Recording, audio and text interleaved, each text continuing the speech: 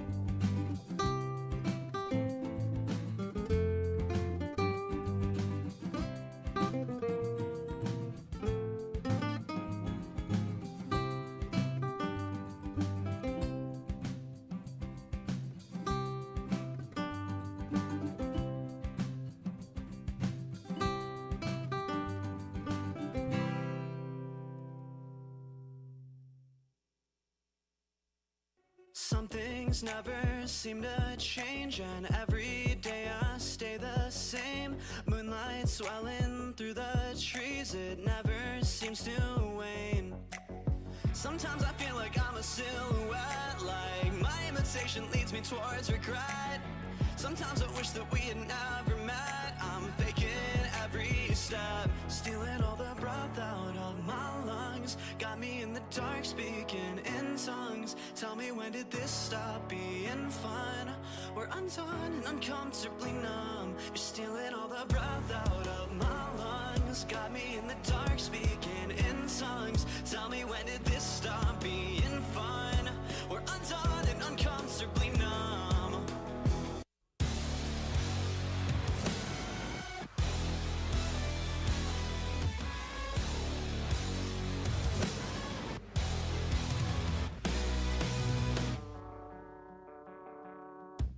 Disconnected, out of mind, I'm unaffected by the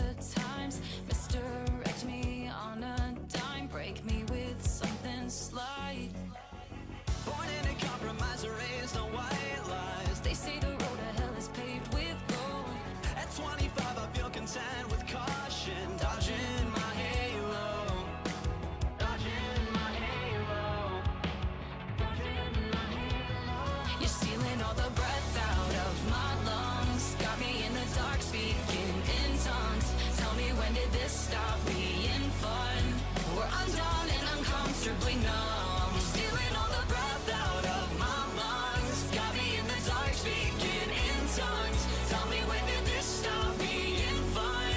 We're undone and uncomfortably numb.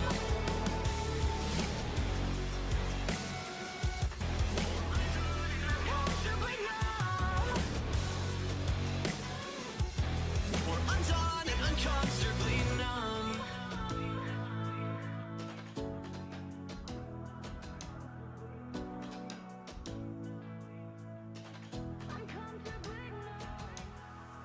The seasons change, we stay the same, so we're blue in the face. I need the pain to soothe my brain. You're stealing all the breath out of my lungs. Got me in the dark, speaking in tongues. Tell me, when did this stop being fun? We're undone and uncomfortably numb. You're stealing all the breath out of my lungs. Got me in the dark, speaking in tongues. Tell me, when did this stop being fun? We're undone and uncomfortably numb. Uncomfortably numb. We stay the same. The seasons change, we stay the same. We're undone and uncomfortably numb.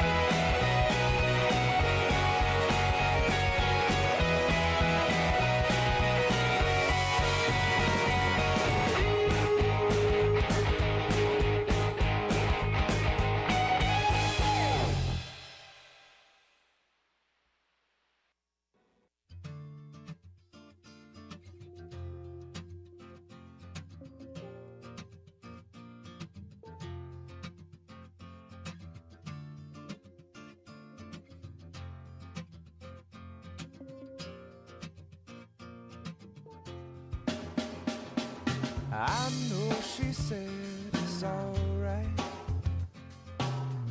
but you gon' make it up next time. I know she knows it's not right. There ain't no use in lying.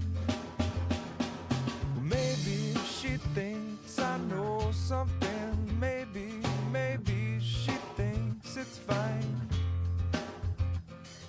Or maybe she knows something I don't. I'm so tired. I'm so tired of trying. It seems to me that maybe it pretty much always means no. So don't tell me. You might just let it go.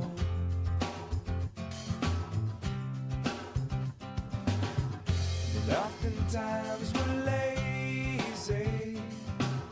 It seems to stand in my way. 'Cause no one, no, not no one likes to be let down. I know she loves the sunrise. No longer sees it with her sleeping eyes. And I know that when she said she's gonna try, well, it might not I know she usually has some other ties, and I wouldn't wanna break them. I wouldn't wanna break them. Maybe she'll help me to untie this, but until then, well, I'm gonna have to lie to you. It seems to me that maybe it pretty much always means no. So don't tell me, you might just let it go.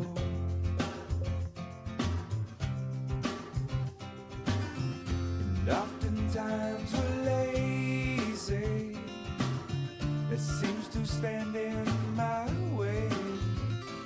'Cause no one, no, not no one likes to be let down.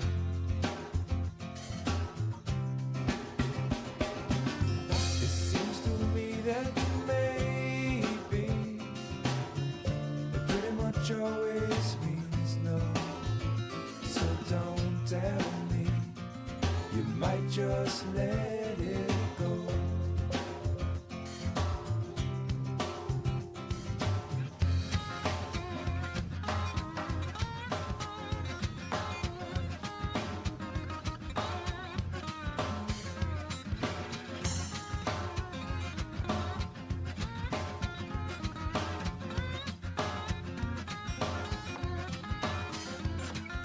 Harder that you try, baby, the further you'll fall. Even with all the money in the whole wide world. Please, please, please don't pass me. Please, please, please don't pass me. Please, please, please don't pass me by. Everything you know about me now, baby, you're gonna have to change. You're gonna call it by a brand new name. Ooh. Please, please, please don't drag me. Please, please,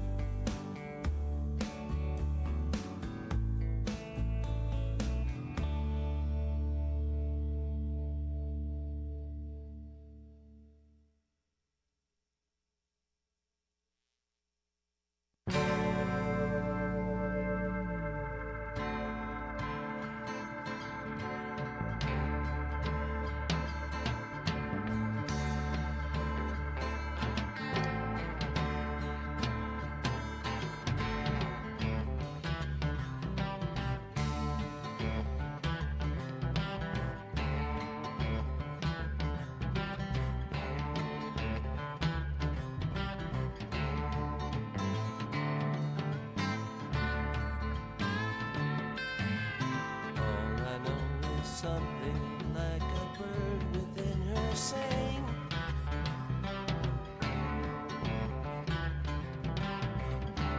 all I know she sang a little while and then flew on.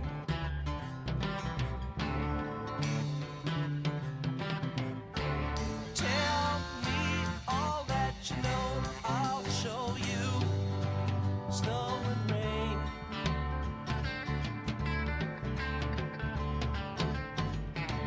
When you hear that same sweet song again, will you know why?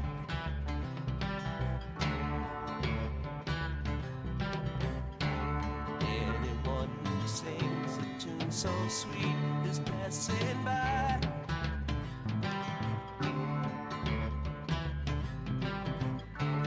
Laugh in the sunshine, sing, cry in the dark, fly through the night.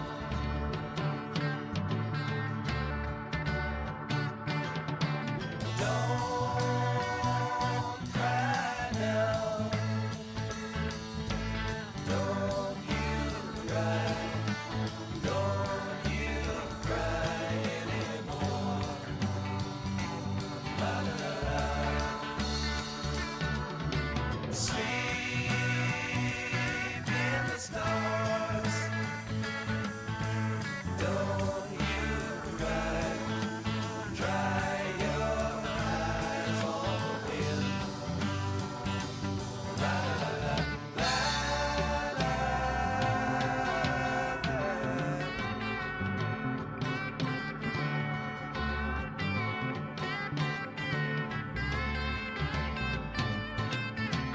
All I know is something like a bird within her sang.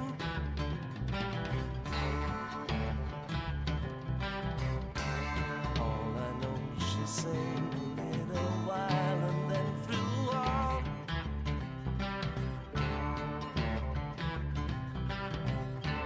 Tell me all that you know, I'll show you snow and rain.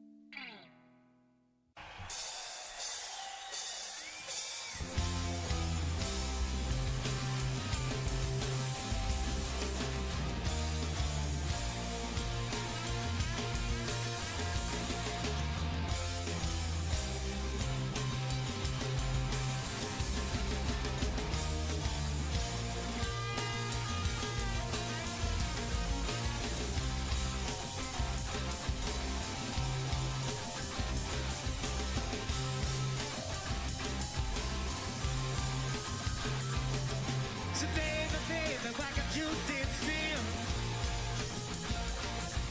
Kill that bird out on the windowsill. I knew the reason that he broke his back. Tell me, did I see your baby laugh about that?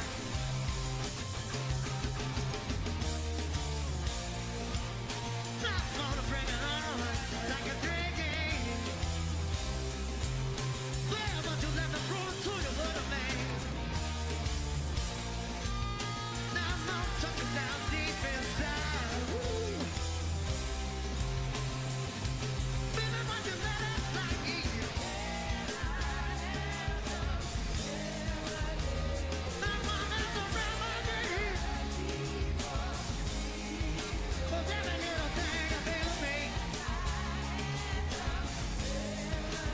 Ooh, I'ma take a moment. Please me.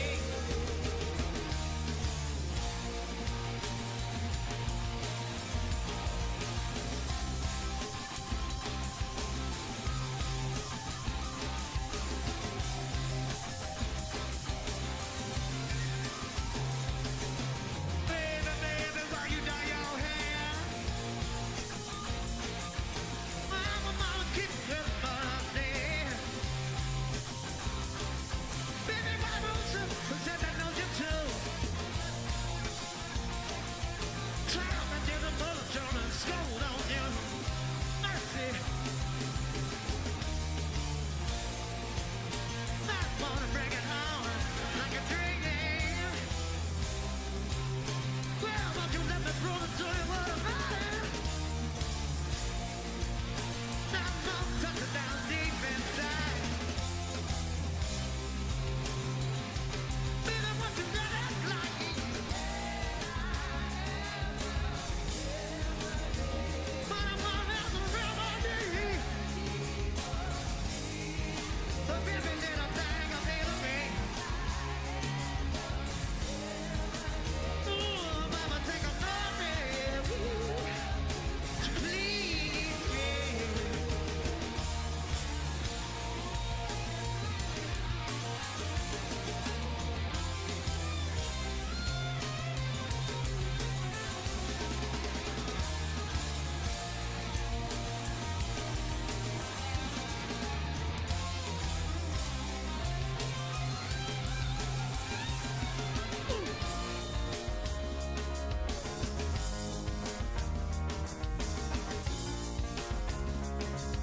See, it's what I need.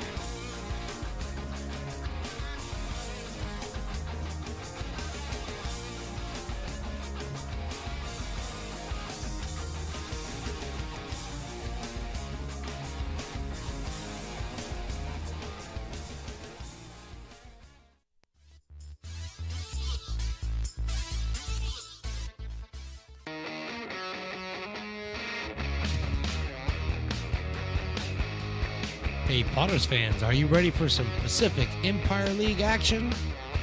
Let's send it up to the booth to get you ready for today's action, right here on Stone's Broadcast Networks.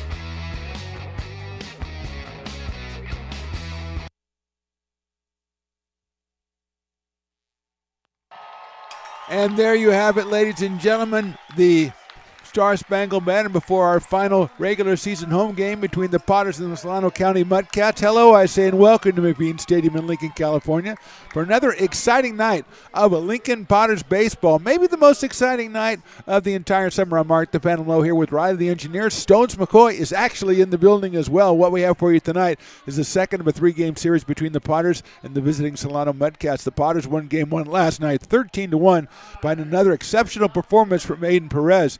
He improved to 5-1. The team improved to 14-11 in PEL play, and one win away from clinching the league's second and final playoff berth. It's the final regular season home game of the summer, and manager Tyler Robertson will send right-hander Anthony Martinez and his 5-0 record to the mound, looking for that one particular win. Here's the Mudcats lineup that he will face And it starts off with Mosshart, who had 2 hits last night. Carson and Mendocini the first 3. Connor Ross, the big hitter, batting in the cleanup spot with 4 home runs and 26 runs batted in.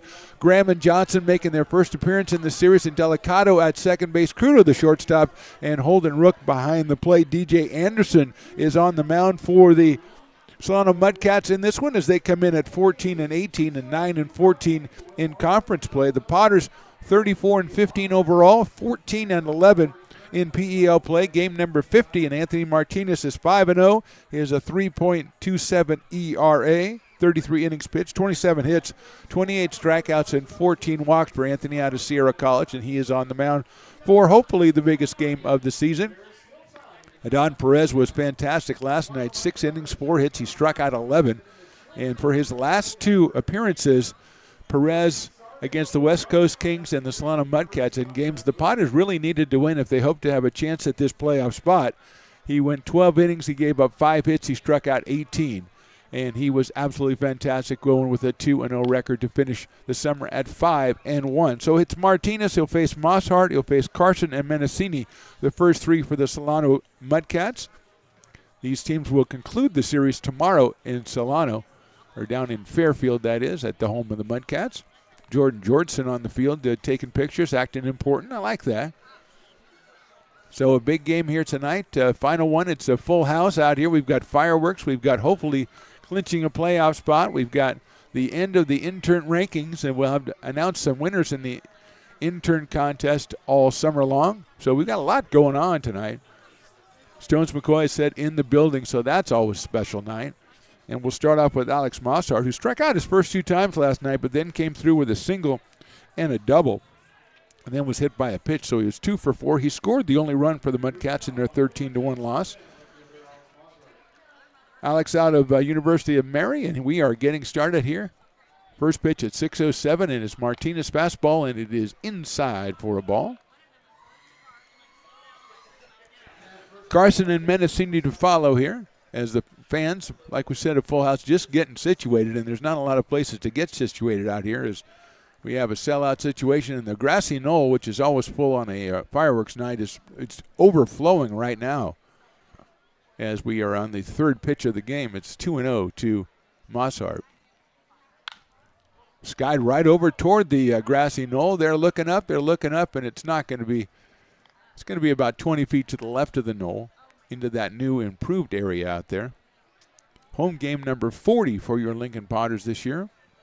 And we thank everybody who's been with us on the journey. That's a little blooper out into center field. Going out is Johnson. He's not going to be able to get there. It's in front of Eaton for a single.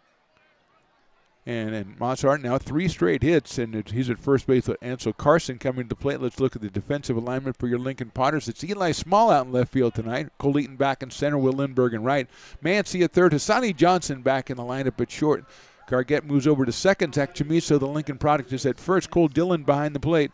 And Anthony Martinez is on the mound. And here's Ansel Carson, who was 1 for 4 last night, hitting a .228 on the year with 10 runs batted in. Third baseman out of St. Mary's College. Turns to bunt, pulls it back, and it is a ball 1-0.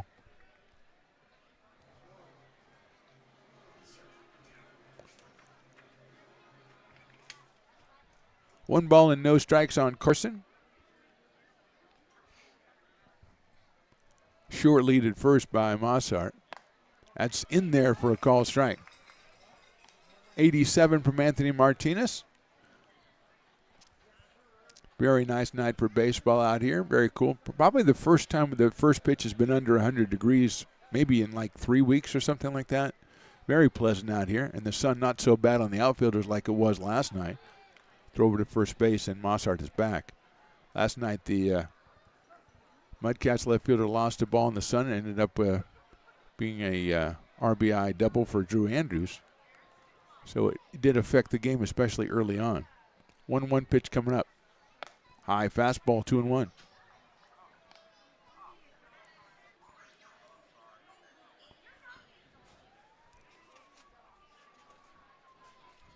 Austin Mendocini on deck. Martinez's last outing was on the 20th against the West Coast Kings. Breaking ball in there for a strike. He went 4 innings, gave up 7 hits and 5 runs. He was not involved in the decision. So he is coming off that game. It's first time pitching since then. 2-2 on Ansel Carson.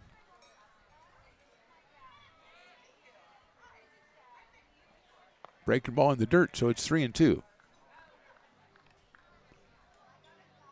Chamiso holding the runner on at first base.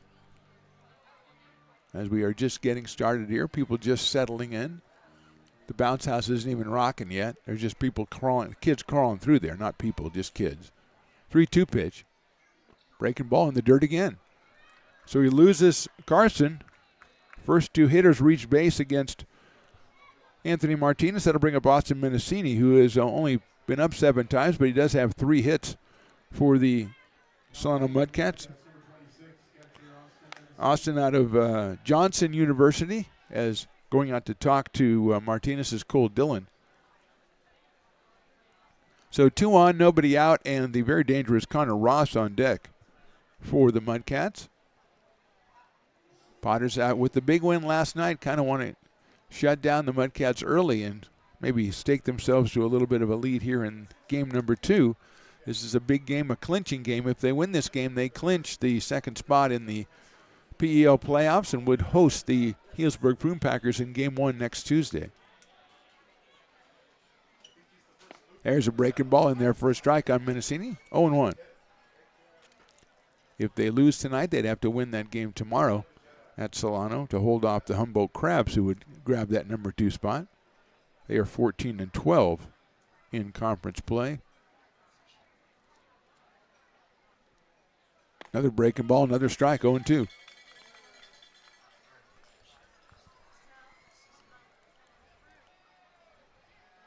Star Wars night as well tonight, but all I see are 3. I think they're stormtroopers. They're clone troopers. Riley is all over it. I may have to bring him on because he's the one who knows the difference between clone troopers and stormtroopers. One of them needs to work out a little bit more, I'll say that. That's a nice block, throw down to second base, and it won't be in time. Good block by Dillon behind the plate, but it's going to be a wild pitch, and the runners will move up to second and third on that breaking ball that was low and outside. So the double play taken out of play. And it's 1 ball and 2 strikes on Mendocini.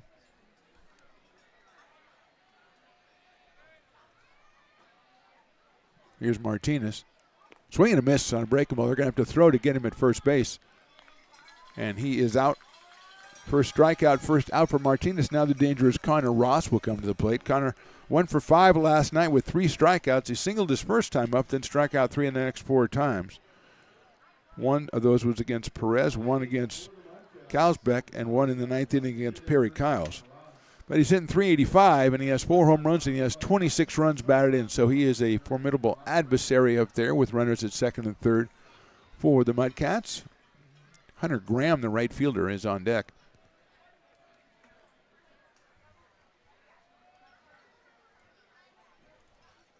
Breaking ball misses for a ball, 1-0.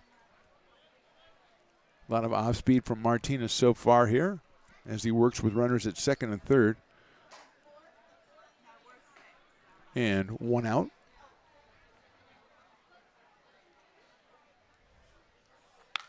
Hit down to first, pass first into right field. That's a base hit. 1 run will score. Coming up in right, nice throw from Lindbergh that's cut off by Chamiso. Scoring is Mosshart. Moving to third is Carson. It's an RBI for Ross, his 27th of the season. And the Mudcats grab an early lead. They lead at 1-0 with Hunter Graham coming up to the plate. Just a hard shot to the right of Chamiso, and Zach, nothing much he could do about that. But Lindbergh came up throwing right away, and I think held Carson at third base. So the double play in order. Let's see if Ross stays put over at first base as Graham comes up to the plate out of University of San Francisco. 143 with 3 runs batted in on the summer. Breaking ball's hit high up in the air to left center field. Eaton is on the run. He's going to get underneath it, but it will be a sacrifice fly as Graham delivers about 350 feet out to left center field, and scoring is Carson. So it is now 2-0 for the Mudcats. Graham picks up his 4th run batted in, and that brings up Everett Johnson, the 3rd baseman.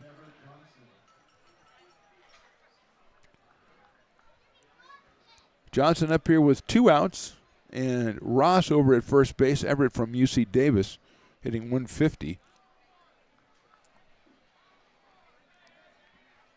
The Mudcats have struck for 2 here in the top of the 1st. Fastball's in there for a strike. Single, a walk, a single, a sacrifice fly with a wild pitch mixed in there.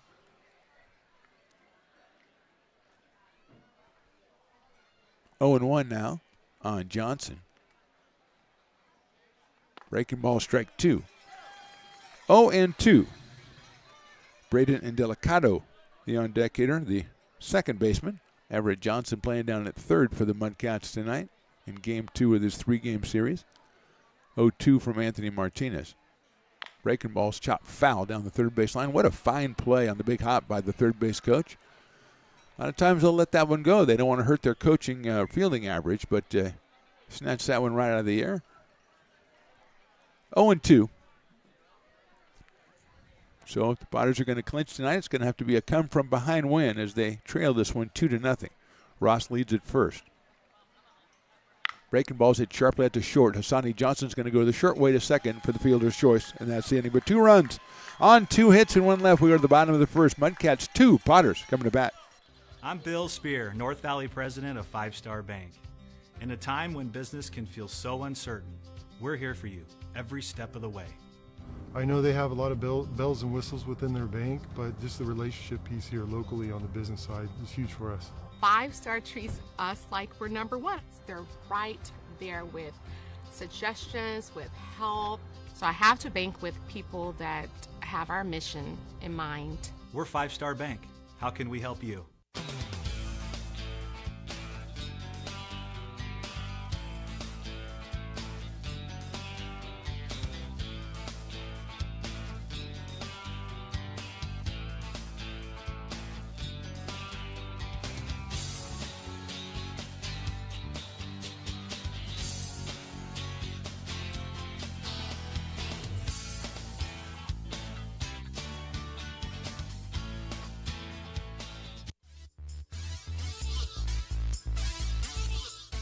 Bottom of the 1st inning, Mudcats 2, Potters nothing. DJ Anderson, the pitcher for the Solano Mudcats. He is out of Concordia University, 6'8", 265 pounds. I'll see the 6'8". I don't know if I see the 265. He is 0-1 with an ERA of 3, 21 innings pitched, 16 hits, 22 strikeouts, and 10 walks. So pretty good numbers for DJ as he takes the mound in this one with a 2-0 lead already over the Potters. He will face this lineup of Potters. Gargett's going to lead us off. Then Sonny Johnson batting 2nd. Mancy has been hot lately. He'll hit 3rd. Lindbergh, Furry, and Small, 4, 5, and 6. Cole Dillon, the catcher, hitting 7th. The local boy, Zach Chamiso, batting 8th. And Cole Eaton, the center fielder, will round us out, batting 9th, supporting Anthony Martinez on the mound. And Caius Gargett, who is hitting .444 on the season and well over 500 in PEL play, will start us off here as the Potters gave up 2 in the top of the 1st. So the key to that is trying to strike back quickly. Don't let them have what Stones McCoy likes to call the shutdown inning. You want to go ahead and put something on the board here as Anderson finishes up his warm-up tosses. Me Ranchito doing a lot of business down there today, Riley the engineer. I know you've already been down there, so you figure I got my quesadilla out of there. That's okay. If they run out now, that's not my problem. I thought I'd see you with a brat today on a final day, though. Maybe I still will, though. That's the thing. Maybe I still will. You never know with you. You're unpredictable. You come from a family of people who eat, so you're unpredictable. Here comes Caius Gargett out of Anderson, Indiana, and University of Kentucky. 5 RBI. He was 1 for 3 last night, and he drove in 2, I believe, last night. Yes, he did. So Caius comes up against Anderson, starting off the bottom of the 1st inning on a sold-out night here. Final night of the regular season and Star Wars night. Sails the fastball all the way back to the screen and frightens the front row patrons.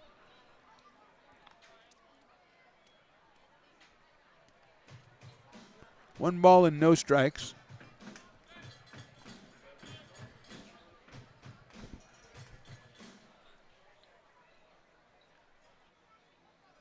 That That one popped up left side out of play.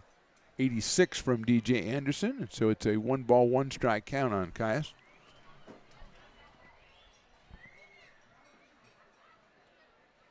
Sonny Johnson to follow. Shortstop back in the lineup. Breaking ball stays high, so it's 2-1.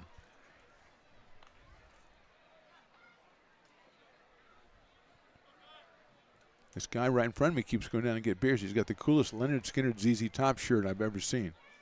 It's the Sharp Dress Simple Man Tour. I'm reading it on the back. But I think there's only 2 members of ZZ Top left. So I've got to talk to him about that and see what the sound was like. Was there anything missing? How do they fill that in? But it sounds like a lot of fun. 3-1 on Caius Gargett. Hits that one well to right field. Moving back is Graham. He's going to be in position in front of the fence and makes the catch. So Caius hit it pretty well, flies out to Hunter Graham in right field for the first out, and Asani Johnson will be the hitter. Let's look defensively at the Solano Mudcats. Graham in right, Rook in center. It's Mosshart over in left. Everett Johnson holding down third. Crudo back at short. Delicato at second. Carson moves over to first. Menacini behind the plate, and DJ Anderson is on the mound for the Solano Mudcats. And here is Asani Johnson hitting .370 on the season with 5 runs batted in out of Oak Grove, California. University of Louisiana Monroe. In and out of the lineup for the Potters. Takes the breaking ball and it's in there for a strike on the inside corner. 0-1. Asani followed by Luke Mancy.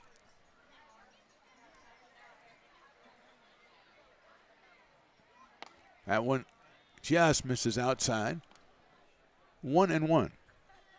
I don't know if Leonard Skinner would get top bill on that or ZZ Top. I don't think there's any Leonard Skinner people left. So how can they get top bill if there's nobody left?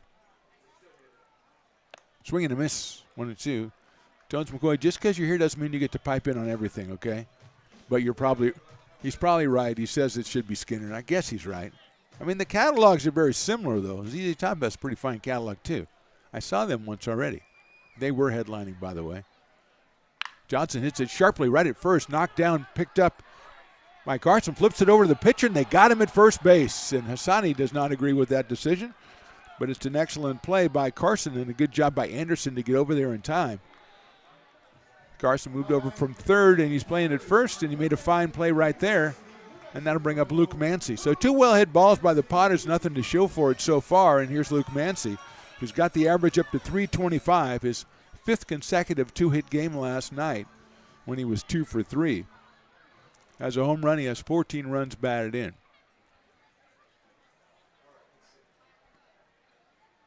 Look out, that hit him right in the back. And no amount of looking on is going to help that. So he's at first base, and Will Lindbergh will come up to the plate. 4th straight left-handed hitter against the right-hander DJ Anderson. Trey Furry on deck will be the first right-handed hitter. Gargett is a switch hitter, batting left-handed. Lindbergh a home run, 13 batted in. Will is hitting .266 out of Gold River, California, and Cal State Northridge.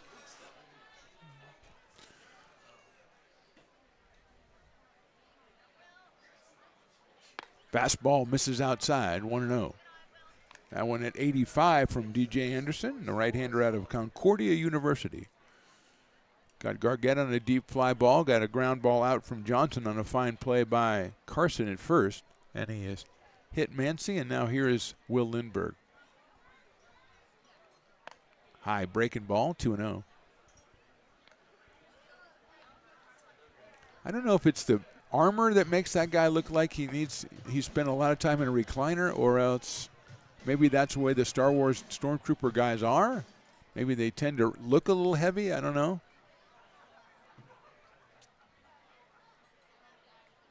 Lindbergh takes in there for a strike, 2-1. Close call that Anderson gets, and so it's 2 balls and 1 strike. Mancy leading over at first base. Mudcats lead this one 2-0. We're still in the first inning. Piper has made an appearance. That's always the good news.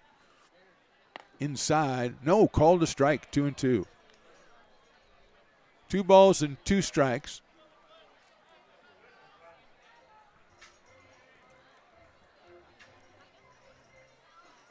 Left-hand hitting Lindbergh. Will's in right field tonight for the Potters.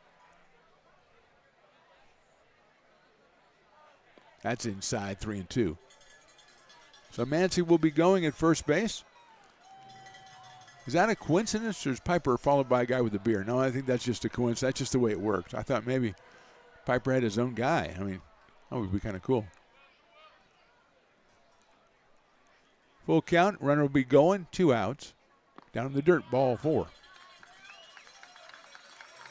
So Lindbergh works the walk, and now it's up to Trey Furry, who had a 2-run double in last night's game, hitting .292 with a home run and 6 runs batted in since returning to the squad from wherever Trey Furry was hanging out. Out of William Jessup University, the right-hand hitter. DH in tonight. He was in right field last night. A lot of fans, a lot of Trey Furry fans, a lot of Trey Furry fans everywhere. But a lot out here tonight in this capacity crowd. Chance to pick up a big hit here. Takes outside for a ball, 1-0. He's followed by Eli Small, tonight's left fielder. Potters with 2 on and 2 out. And a 1-0 count on Trey Furry. Ground ball to in the hole, now to the third baseman. Nice play at third. Over to first, and he is out at first base. The bat was flying through the air, which made it a little bit hard to figure out, but a good play at third by Johnson, and he throws Furry out at first. So no runs for the Potters. We go to the second. They trail 2-0.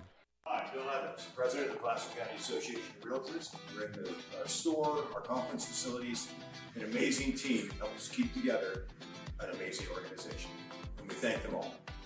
This organization can't do what it does and can't run the way it runs without the help of so many members volunteering their time.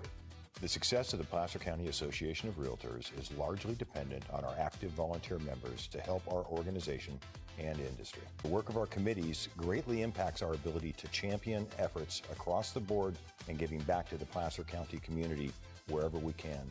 Like all service organizations, I wanted to serve. And getting involved with the affiliate committee was the perfect way to do that. I love being able to serve my community with my business friends and other leaders and give back to those who are in need. The thing I love about the PFAR committees is they all work toward the same goal of bringing the community together to support those in need in our surrounding area. I instantly came to the meeting and had a wonderful time, felt like I was a part of something bigger, and it was just the start of my leadership journey.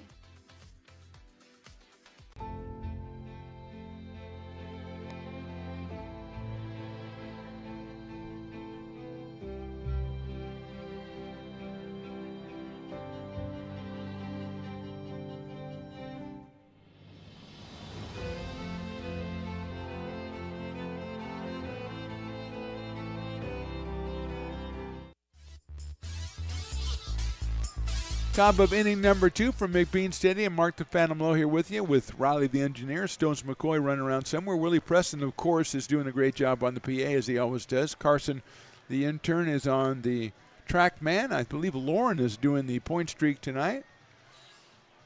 We were going to have Kate on the field, but I think we have, is it Elena on the field, I think, tonight? And Nia wandering around. Last time I saw her, she had a camera around her neck, so she just does it all out there.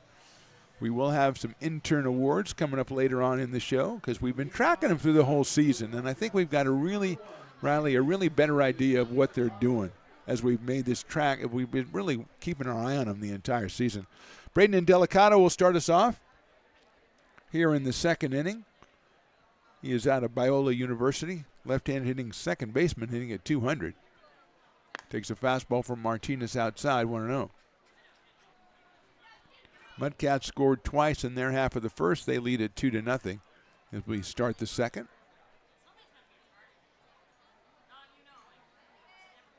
Outside, Martinez. Started off with a single and a walk in the top of the first to Mosshart and Carson. Behind 2-0 on Indelicato. It's it high up in the air towards center field. Cole Eaton giving ground, and he is underneath it. So pretty well hit, but plenty of room for Eaton in center field for the first out here in the second. That'll bring up Tyler Crudo, the shortstop. 0 for 3 last night for Tyler. He comes in here with an average of 222 with no home runs, 9 runs batted in. Tyler out of Sonoma State University. Right-handed hitter against the right-hander Anthony Martinez. Anthony came in 5-0 on the season. Hits a breaking ball that hits Crudo in the back, left shoulder. So he'll go down to first base. And that'll bring up Holden Rook, who is the center fielder, the number 9 hitter, and I believe the Dueling Dogs batter of the game.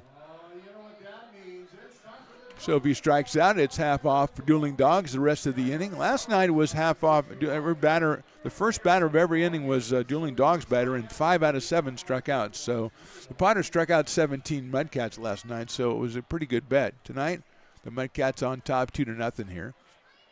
Rook shows bunt, takes it, and it's a ball.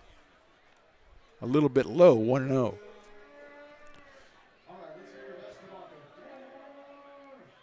Rook is out of Abilene Christian University. Pops it up left side. It could get out of play given Chase's Mancy, but it is out of play. Down in the grassy knoll bounce house area, just a bunch of people, throngs of people just walking around out here on the final home game of the regular season. Potters need 1 win to get to that playoff series against the Prune Packers. They've got tonight and tomorrow to get it. There goes the runner. He should have gone. He didn't. Inside the throw back to first base a little bit high. That was a great lead by Crudo. I thought he was taking off. He was just walking off first base. But when Martinez delivered to the plate, he just stopped. 2-1 now on Rook. Top of the order, Alex Mossart on deck.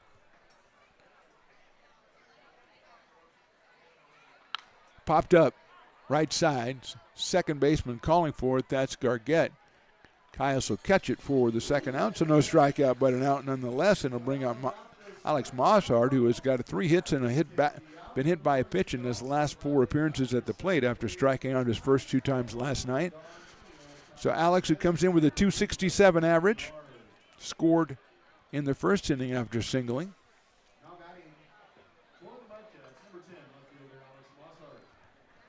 Alex out of University of Mary. He's got Crudo at first. Let's see if Tyler thinks about taking off over there. First pitch is hit on the ground to second base. Gargett has it on the big hop over to first for the out. So Potters allow 1 runner, nothing else in the second. We go to the bottom of the second. They trail 2-0. Astro Air Design Incorporated, where you feel the difference. We are a locally owned and operated heating, air conditioning, and custom sheet metal company committed to the highest quality of craftsmanship at a competitive price. Our trained and certified technicians have the knowledge and experience required to install, maintain, or repair your home comfort solutions. Our upfront pricing gives you the peace of mind because you know your price is locked in. Call Astro Air Design Incorporated today. Here in Michigan, we do more than just survive the winter. We thrive during it. You simply can't keep us away from what we love most: great times and amazing beer. The snow transforms the landscape and lays the path for adventures yet to be had. Trails ready to be explored, and freshly groomed hills ready for the first run of the day. And later, as the sun descends, it's time to unwind with great conversation and even better friends. Experience a taste of Michigan winter with Founders Brewing Company, born and brewed in Michigan.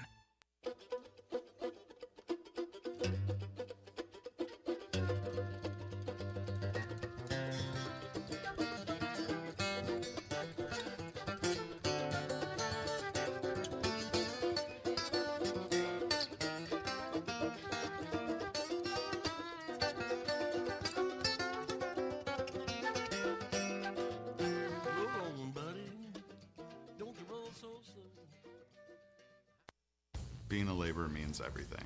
It was what took care of me when I was growing up. It's what takes care of me now. Because of President Biden and the money he's put into infrastructure, the need for our workforce to expand is out of this world. When our members are able to go to work on these big projects that are funded by Biden's economic investments, it means continued growth in their wages, in their pensions, in their health benefits. It means they're going to be able to take care of their families.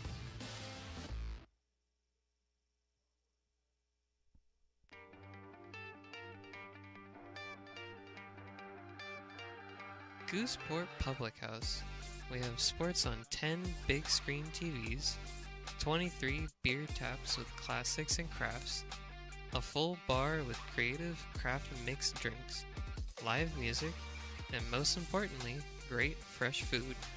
In downtown Roseville off Vernon Street, only 15 minutes from the ballpark. See ya at Gooseport.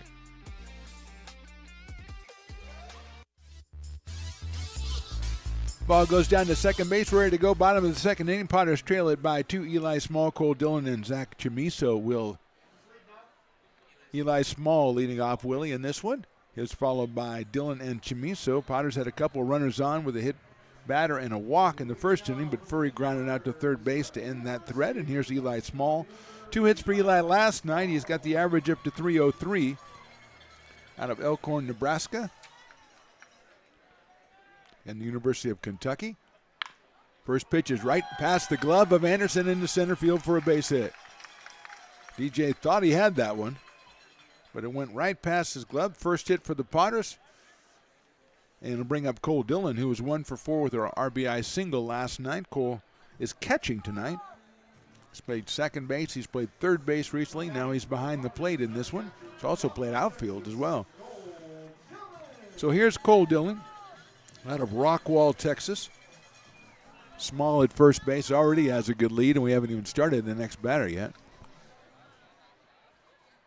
Zach Chamiso, the local hero, is on deck, and he's followed by Cole Eaton in the number 9 spot. DJ Anderson, 6'8" at Concordia. First pitch is lined foul down the left field line. Cole all over that one. Hits it right past the third base coach, Tyler Malone. Mike Lavenier. I say his name different every game, and I think he likes it at first base. 0-1 on Cole. 212 on the season, 11 runs batted in. High fastball, another thrown behind the runner at first base, but easily back in is Mr. Eli Small. Even count to Cole Dillon, 1 ball and 1 strike. Fireworks tonight, Star Wars night, final home game, and add that to the fact the Potters can clinch a spot in the championship playoffs with a win tonight. A lot going on here tonight at McBean Stadium. 1 ball, 1 strike on Cole Dillon. Down low for a ball, 2-1. Anderson consistently right around 85, 86 with the fastball. And that one a little bit low, so it is 2-1 on Cole. Small with a good lead at first base.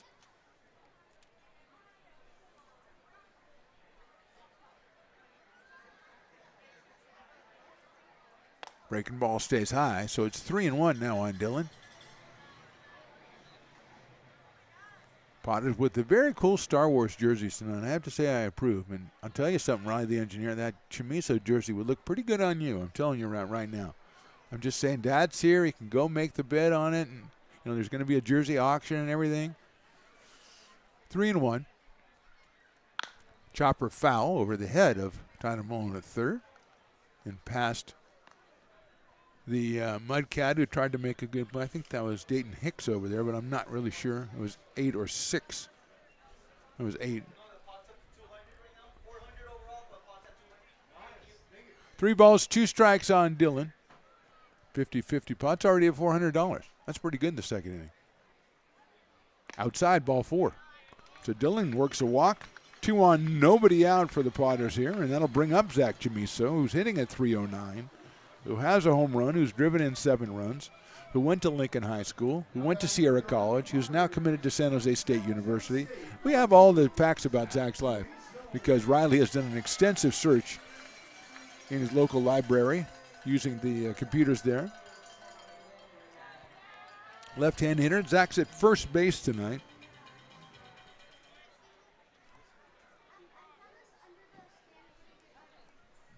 I'm working as a lost and found here, as a fan is just giving me something they found underneath somewhere, and I'm going to read it.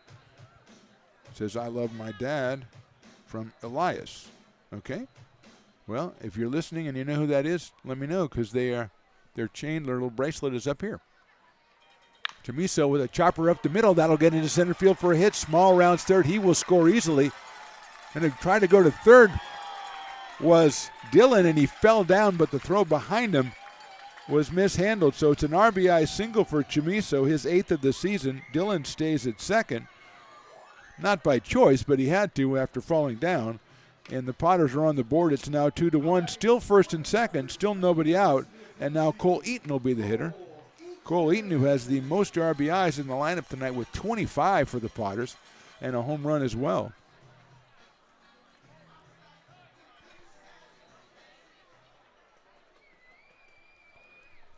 So Eaton up here, the right-hander against Anderson, with Gargett on deck.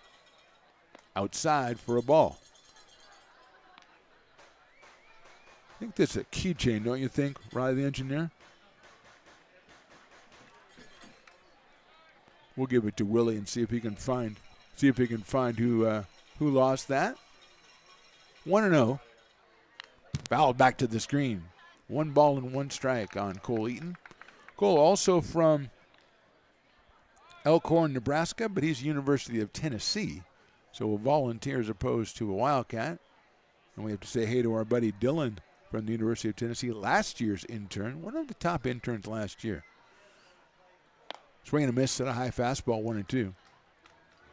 Potters down 2-1. Runners at first and second. I'd love to at least move them along with this batter, as Gargett is on deck. Good lead at second by Dillon. Line drive right off the glove of Anderson. It bounces off. He's going to have to hurry to throw to first. He's not going to be able to do it, and everybody is safe. First of all, make sure Anderson's okay. That line drive right off his glove, right back at him. Everybody moves up. It's bases loaded, nobody out, and Caius Gargett, the hitter, and they're going to have the coach come out and check and make sure DJ Anderson's okay, which gives me a great chance to Riley put on the headphones, and we have got to talk about the Star Wars night guests that we have so far. As far as I can tell, there's just 3 guests that we've seen so far. Is that correct? I think so, yeah. It's and only been 3. And they are troopers? Yeah, so there's 2 stormtroopers. Yeah. They're from your They're era. from my Star Wars. And then there's a clone trooper that's from the prequels. Okay, and from what you told me, clone troopers are way better than stormtroopers. Even I have to admit, are very bad shots. They are. I think clone troopers are much better. Yeah, objectively, way better. They actually hit their hits. They hit their shots. Riley, thank you very much for your Star Wars lore and knowledge. We appreciate it, and we have the bases loaded. Nobody out. Gargett, who fly deep to right field his first time up at the plate. Single for Small, a walk to Dillon, a single by Chamiso, a single by Eaton, and Gargett is the hitter.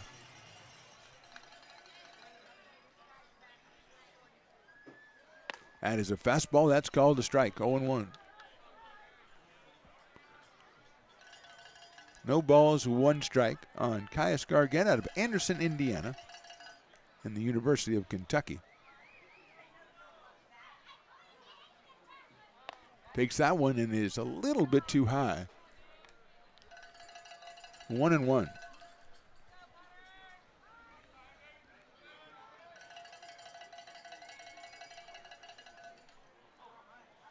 Anderson comes set, 1-1 pitch. Gargett takes on the inside corner, call strike 2, and he cannot believe that one. 1-2. Our TrackMan says a little bit inside. You got to like that fan, Riley. She's got a baby in the pouch in front of her, but she's also got her hands full of hot dogs. So that's a good fan right there. 1-2 to Caius. Fouled off. Down the third base line. Thought it hit him on the foot the way it came out of there, but he took off, so obviously it didn't, but it was foul anyway. He had to protect himself after that strike 2 call. He was not really confident that he knew the strike zone anymore, so he took a cut at that one. Hassani Johnson is on deck. Big hitter early on in this game, as the Potters have put 3 hits and a walk together. They've scored once. They've cut the deficit in half. It's 2-1, and now Gargett up here with no outs.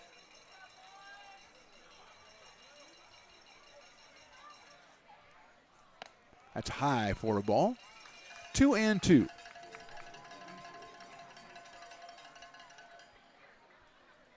Fans just you can see, even in the second inning, they're coming back from the vendors and everything. They're kind of settling in. They've got their food, they got their drink, they're ready to go. Swing and a miss. The ball gets away. Coming in from third. Dillon, the throw is not going to get him, and the Potters will tie it. Gargett is out because Spurch was occupied, so he strikes out. But it's a wild pitch, and Dillon will score to give the Potters their second run. Moving to second and third are Chamiso and Eaton, respectively. So with one out now and Hassani Johnson at the plate, the Potters have tied this up. Have a real good chance to go ahead in this ball game early on. Johnson hit a sharp grounder to first base, which Carson made a really nice play on and tossed it to Anderson covering back in the first. So he is 0 for 1 in this one. He's hitting .370.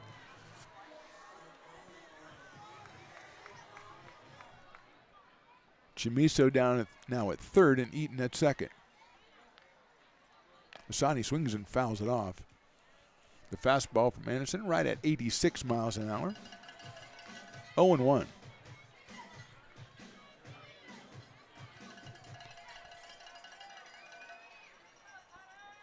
Johnson out of Elk Grove, California, Franklin High School. Hits it well to right center field. Going after it is Rook. He will make the catch, tagging at third, and scoring is Zach Chamiso, and the Potters will take the lead 3-2. Really fine play by Rook out in center field. That ball was hit very well. Johnson picks up the RBI, his sixth. Chamiso scores. The Potters take the lead. Moving to third is Cole Eaton. And here's Luke Mancy. And that's important to move to third. A lot of pass balls, a lot of wild pitches in these games. So being 90 feet closer, very important with 2 outs. And here's Mancy, who was hit by a pitch his first time up. And Luke, .325 with a home run and 14 runs batted in. That one is in the dirt. Nice block behind the plate by Mendocini. That could have been that wild pitch we talked about.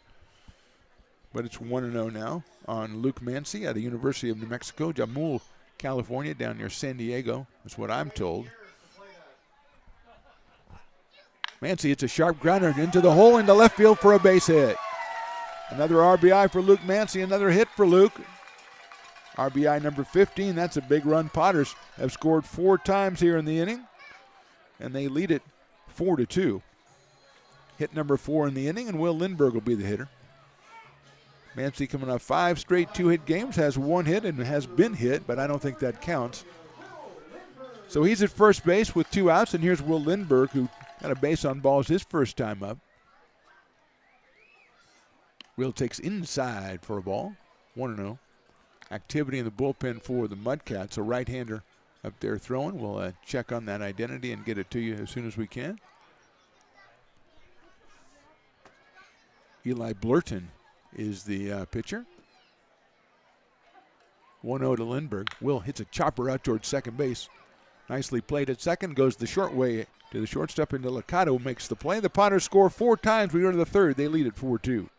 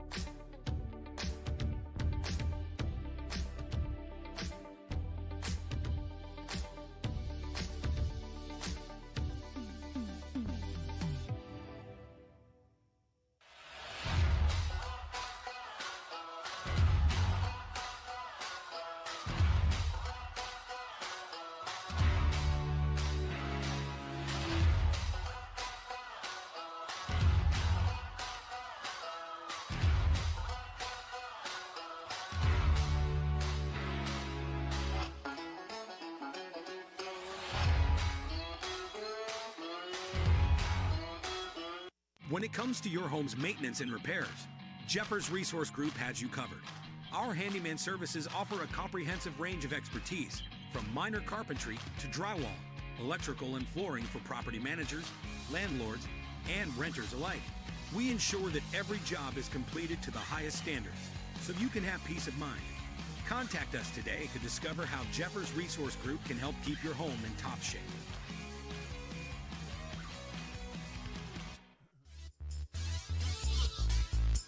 Top of the third, new ball game for the Potters. They lead at 4-2. It'll be Ansel Carson, Austin Mendocini, and Connor Ross against Anthony Martinez, who now has the lead for the first time tonight. He's been through 2 innings. He's given up 2 runs on 1 hit. He has walked 1, he has hit 1, and he has struck out 1. And he will face Ansel Carson, who got a base on balls back in the first inning. Third baseman. Actually, he is the first baseman tonight. He was third last night, moved over. 1 for 4 last night out of St. Mary's College, Ansel Carson. See if Martinez can do the shutdown inning here in the top of the third inning, as his team has given him a 4-2 lead, and his first pitch is outside.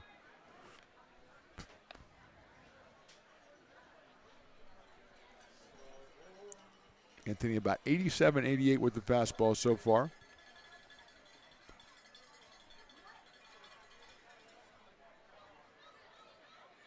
Breaking ball, that's in there with a strike to tie, even up the count. 1 ball and 1 strike. I don't see our Star Wars guys. They're probably back taking pictures on the concourse, Riley. Hopefully the clone trooper guy's getting all the attention. 1-1 pitch, another breaking ball. That catches the outside corner. 1-2 on Carson, who kind of thought about that one. I didn't quite agree with that assessment, but it is 1-2 nonetheless.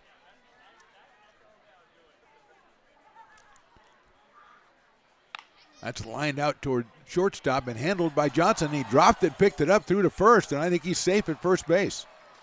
Johnson had it, and it came out of his glove. There's a lot of spin on that ball. Coming off the bat of the left-hand hitting Carson.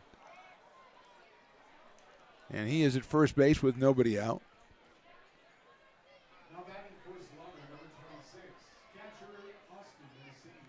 So Austin Mendocini will be the hitter. He struck out back in the first inning.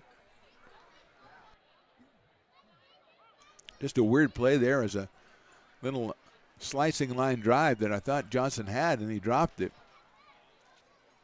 Mendocini shows bunt. He bunts it. Third baseman's going to pick it up. That is Mancy over to first for the out. So it's a good sacrifice for Mendocini.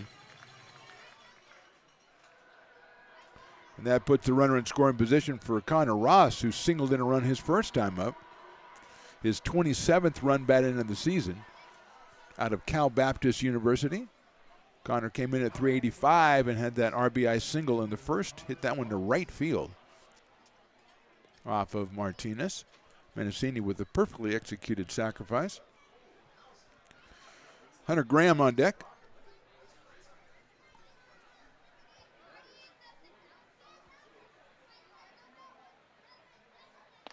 Breaking ball misses the outside corner, 1-0. Jordan Georgeson, for some reason, insinuates himself in front of our broadcast area just because he says he can. He's still upset about not being able to go to Paris with Gold Country Media. Sorry about that, Jordan. I know they sent a bunch of people to cover the Olympic Games, and you just didn't make the cut. You haven't been there long enough. Sorry. Don't have an unlimited budget. I can't take everybody. 1-0 coming up to Ross. Another breaking ball, another ball, 2-0. No reason for sour grapes. Sorry. Not all of us can go to the Olympics like I did once, okay? Of course, it was only Atlanta, so it wasn't like I didn't get to go to Paris or anything. 2 balls, no strikes. Fastball isn't there for a strike. Martinez at 87, 2-1, and Ross did not really agree with that assessment. 2-1.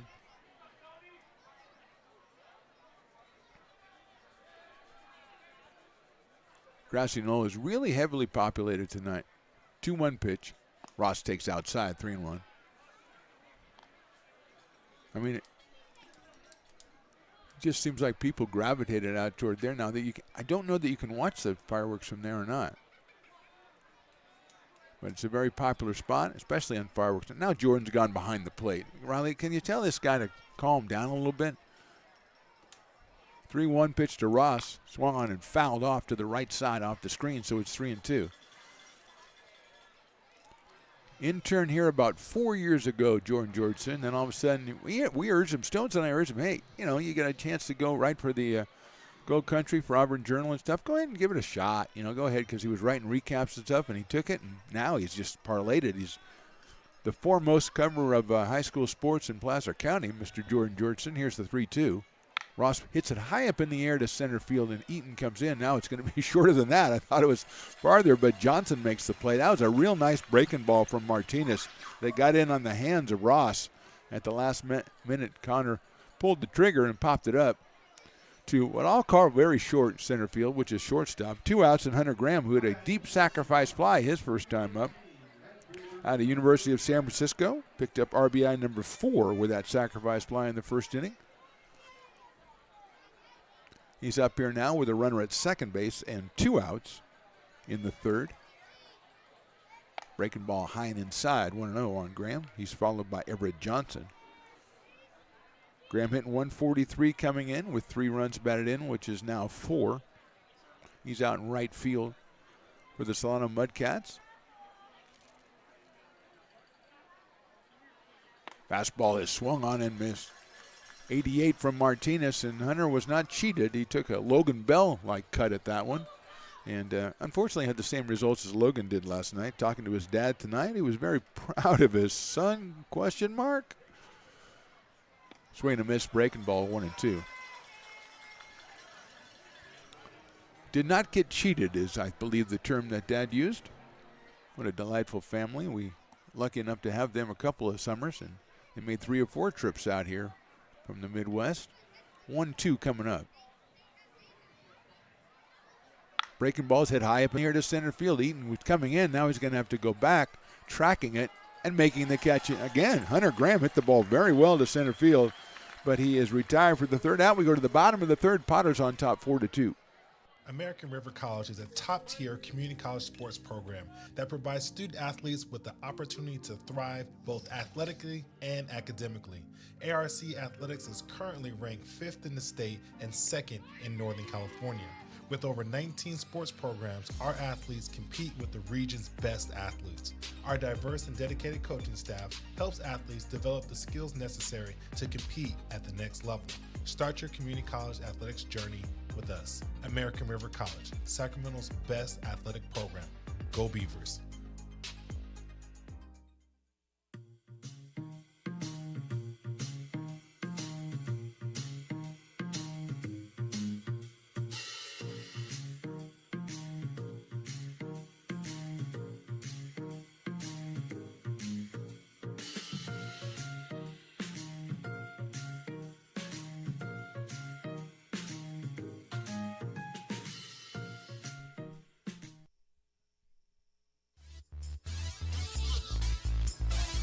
Bottom of inning number 3, Potters on top, 4-2. DJ Anderson out on the mound for the Mudcats out of Concordia University. He'll face Trey Furry, Eli Small, and Cole Dillon here in the bottom of the third. Potters with 4 in the second. RBIs for Johnson, Mancy, and Chamiso, and 1 scored on a wild pitch. That was Cole Dillon. So here's Trey Furry, who grounded out to third base. Memorable because most of his bat also went to third base, and Riley, the engineer, was tracking the bat. He thought it was the ball, and he tracking the bat. So well done, Riley. So here's Trey, hitting 300 coming in. Swings and misses at that breaking ball. Make that 292 coming in for Trey. Home run, 6 runs batted in. Had 2 last night. Dropped a 2-run double in front of the center fielder in that one. Hits it on a hop out to second base, picked up by Indelicato. He'll go to first for the out. So 1 out here in the third, and that'll bring up Eli Small, who singled back in the second. He started that 4-run rally for the Potters. Eli over 300 at 303 coming in, was 2 for 4 last night. Has 14 runs batted in, hasn't got a home run yet.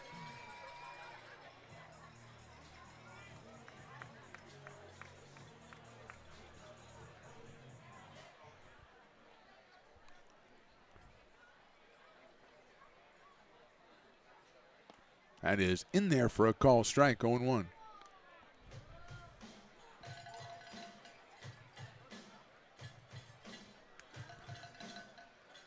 Eli out of Elkhorn, Nebraska.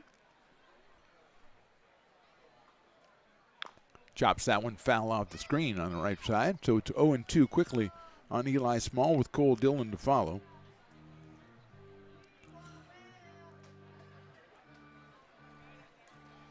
Oh, Willie's playing some weird Star Wars music. Kind of more for my Star Wars than your Star Wars, Riley. Eli hits that one out into left center field. Mosshart comes over. He's got plenty of room and makes the catch in left center for the second out. So 2 quick outs for DJ Anderson here in the bottom of the third. That'll bring up Cole Dillon, who walked and scored back in the second. Cole was 1 for 4 last night, drove in a run, hitting .212 with a home run and 11 runs batted in. He hails from Rockwall, Texas, hanging out in Lincoln for the summer.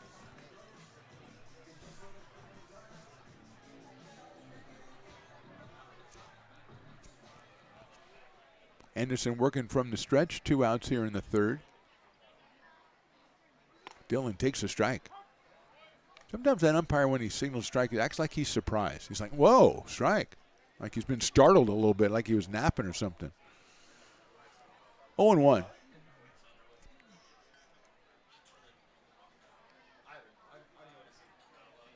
Outside, 1 ball, 1 strike. Zach Chamiso on deck. Zach delivered the RBI single back in the second inning, so he's 1 for 1 tonight. The local hero.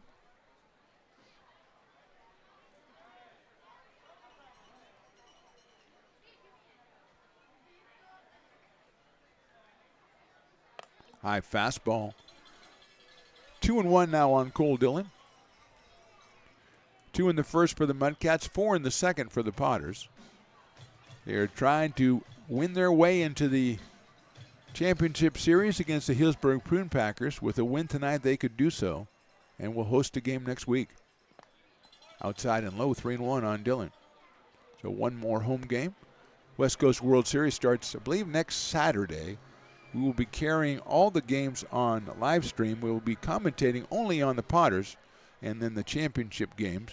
Potters, I believe, open up Saturday night 6:30, so we will be on the air then. But you can check in on our Stones Broadcast Network or Lincoln Potters Baseball live stream. 3-1 pitch is fouled off anytime during the West Coast World Series. And I want to take this opportunity to thank everybody who's checked in on Lincoln Potters Baseball YouTube or Stones Broadcast Network YouTube. Unprecedented numbers of views this year. 8 more games than last year, but we're going to more than double the amount of views we had. So thank you, everybody, for checking in. I know there's people up in Medford and Humboldt who were checking us out during those series, so we appreciate that. West Coast Kings had great viewership. Solano Mudcats as well. Also Athletic Edge Express. Chico Nuts and everybody. There's a fly to left field, medium deep. Mosshart's got room. He'll make the catch for the third out. So Potters go quietly 1-2-3 in the third. We go to the fourth. They lead at 4-2.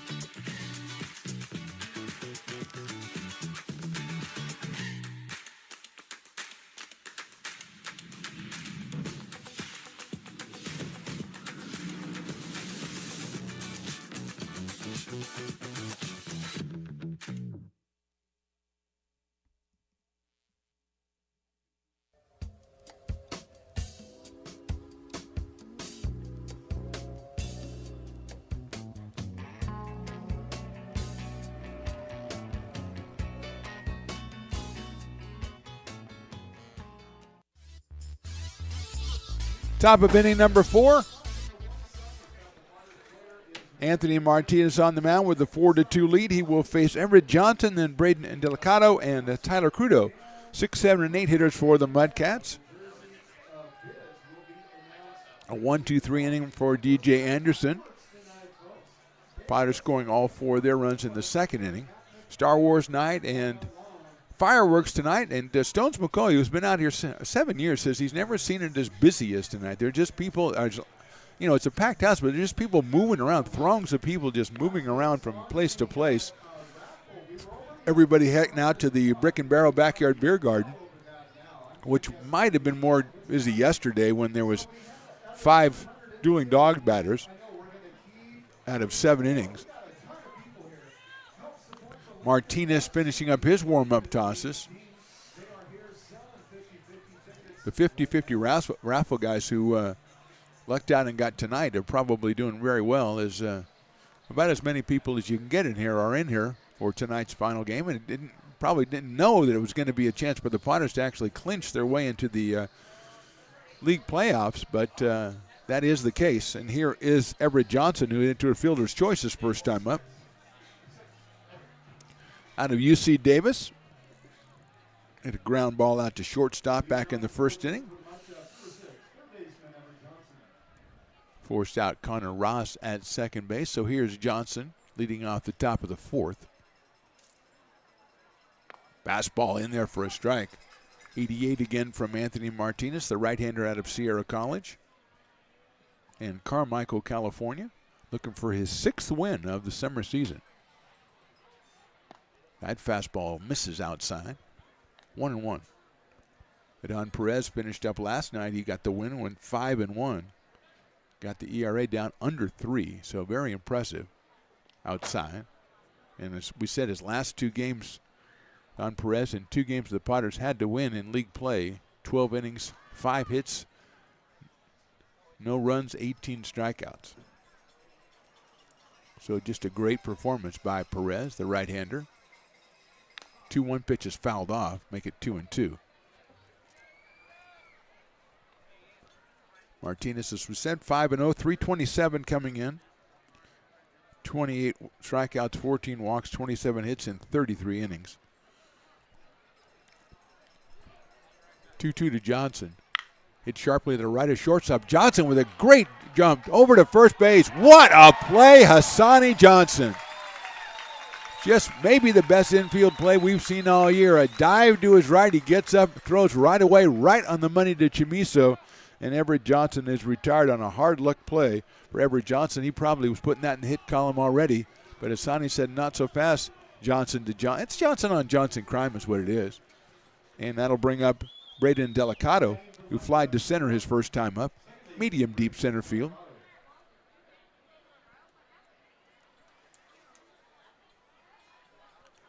One out here in the 4th.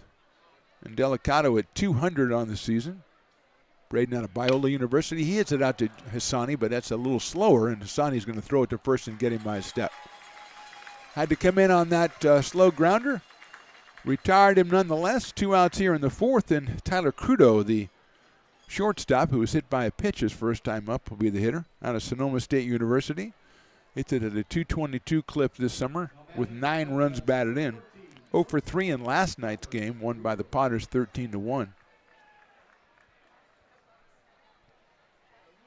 Crowd still kind of buzzing from that Hassani Johnson first play he made. Breaking ball misses inside. 1-0.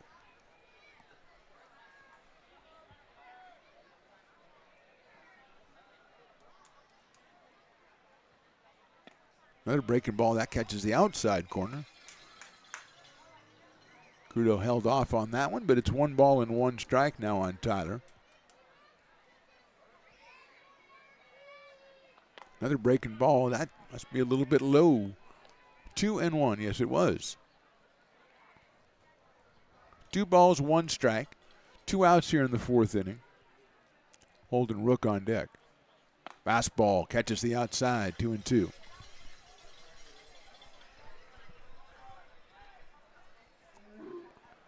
So 2-2 now on Crudo. That fastball outside and goes all the way back to the backstop. So trying to break that one off, did Martinez, and it's a full count now on Crudo, who very helpfully picks the ball up and hands it back to the umpire. And the umpire checks it out like you would a fine diamond and says, I'm going to keep this one. Fastball call, strike 3. Nice inning from Martinez. After 3.5, Potters lead this one 4-2, and we're not going to go off because I want to talk to a very special young man. His name is Carson. He is an intern.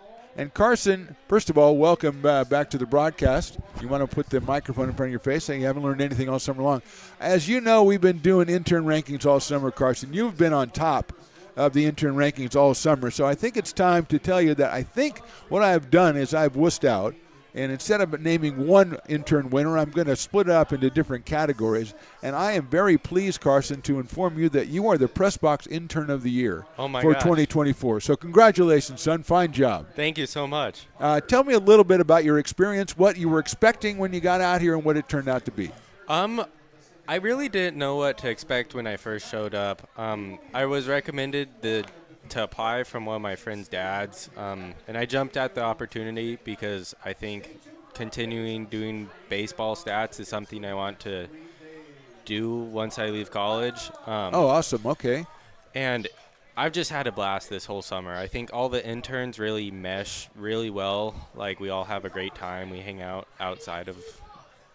Yeah, it's a great group of interns. I mean, we'll be talking about some of the other ones through today. So when you came out here, now you've done the TrackMan mostly the entire season. Is that okay with you that you kind of been fixated on one thing? Would you like to try a couple of different things, or has it worked out pretty well for you? I applied hoping to be able to play with all the TrackMan Oh, stuff. okay, so that's pretty awesome then. Yeah. And has it turned out to be as cool as you thought it was going to be? Oh, I'm loving it. It's so much fun to just sink my teeth into all the nerdy stats and stuff.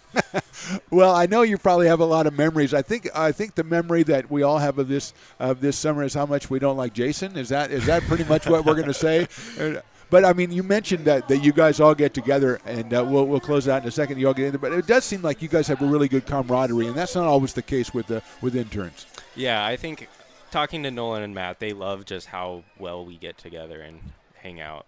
Well, Carson, it's a pleasure as we watch Chamiso ground out to second base, and Delicado will throw him out at first base. So it's a pleasure working with you all summer long. Good luck in the future. It's really nice to meet you.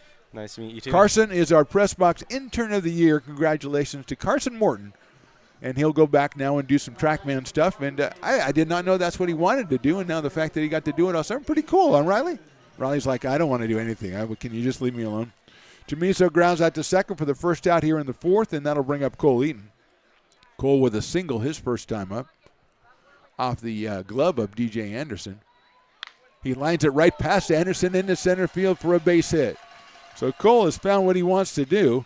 Came in at 260, and he is 2 for 2. And that'll bring up Caius Gargett, who has flied to right and struck out. 0 for 2 for Caius, which is memorable because he's hitting 444 for the season here for the Potters out of Anderson, Indiana. Riley, mammoth shaved ice check down in the right behind home plate. I know you like. Oh, he's not blocking it. There you go. Look at that. Multicolored mammoth shaved ice. Fantastic. Here's Gargett with Eaton at first. Cole likes to run. I'm just going to say that about him, and I'm going to go out on a limb here. Anderson to the plate. Gargett fouls it off. 0-1. So Carson Morton, our Press Box Intern of the Year. Well, I think well-deserved. He was in the number one spot for most of the season. He did not come out of the press box, really, so you kind of got to make a special, genre, a special category, because there's different jobs that interns do. You can't just do one thing. High fly ball left field. That'll go out of play out toward the grassy knoll area. They're all waiting out there to get it, and they didn't get it.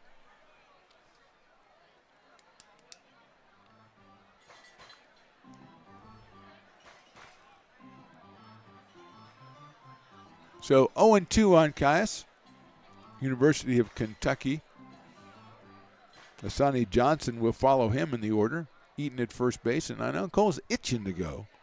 Anderson has a pretty quick delivery to the plate, and now he fakes throwing it to first base, which was pretty effective as going back head first is Cole Eaton.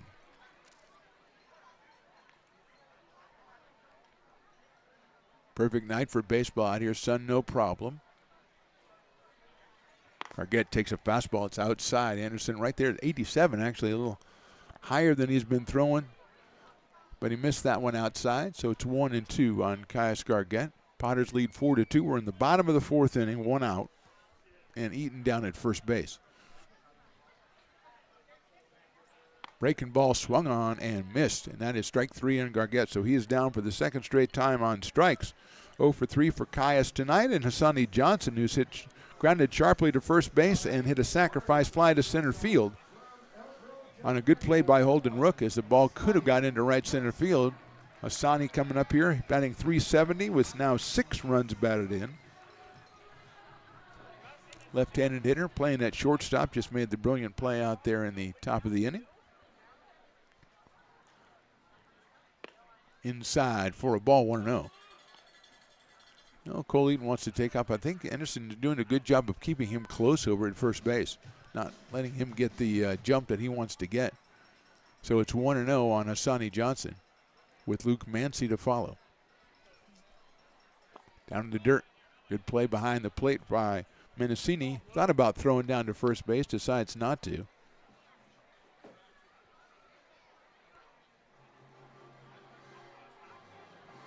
(2-0) on Johnson. Sonny, no home runs, 5 runs batted in. I said now 6, but maybe think about hitting it out of here. Maybe. There goes the runner. Fake bunt. The throw is going to be on a hop to second and not in time. Eaton's in there for the stolen base. It took him a little longer than I thought, but I knew Cole wanted to go. The pitch, I believe, was called a strike, so it is 2-1 on Johnson now. On a hop to second by Mendocini. Got down there pretty quickly, but Cole just had a pretty good jump on that one. He's in scoring position now for Johnson. 2 balls and 1 strike.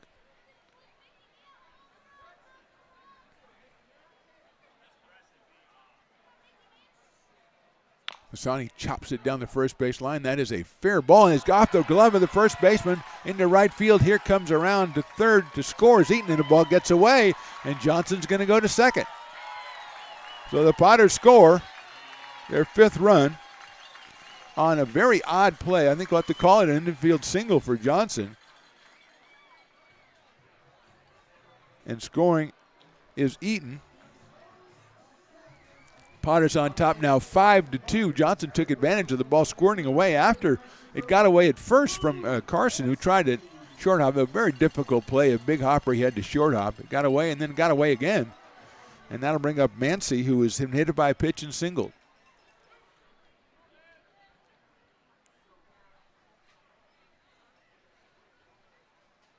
Luke pops it up. Going out in center field, coming in is Rook, and he'll make the catch. So the Potters score once in the 4th. We go to the 5th. They lead it 5-2. This job is the Esplanade at Turkey Creek phases 4 and 5. Our scope of work for this project is full scope, so we've got all the underground, all the joint trench, and all the top side included with it. We're putting in sewer pipe, manholes. We're not doing services yet. We go through and do all the main line, and then we come back and do all the services after that. I would say this project right here, the one we're working on, is probably about a 2-month project. It's very costly to the developer, so beating the schedule is very important, more important than most projects. It's got a lot of groundwater, so we've got an extensive groundwater pump system in place. It's just cool to be a part of the built environment and know that for the next 100 years that people are going to use and enjoy what we've created here today.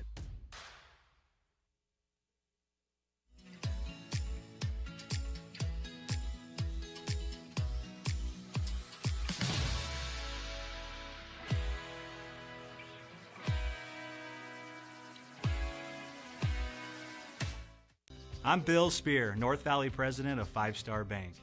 In a time when business can feel so uncertain, we're here for you every step of the way. I know they have a lot of bells and whistles within their bank, but just the relationship piece here locally on the business side is huge for us. 5 Star treats us like we're number 1. They're right there with suggestions, with help. So I have to bank with people that have our mission in mind. We're 5 Star Bank. How can we help you? Top of inning number 5 from McBean Stadium. Mark the Phantom Low here with you. Rye the engineer to my left.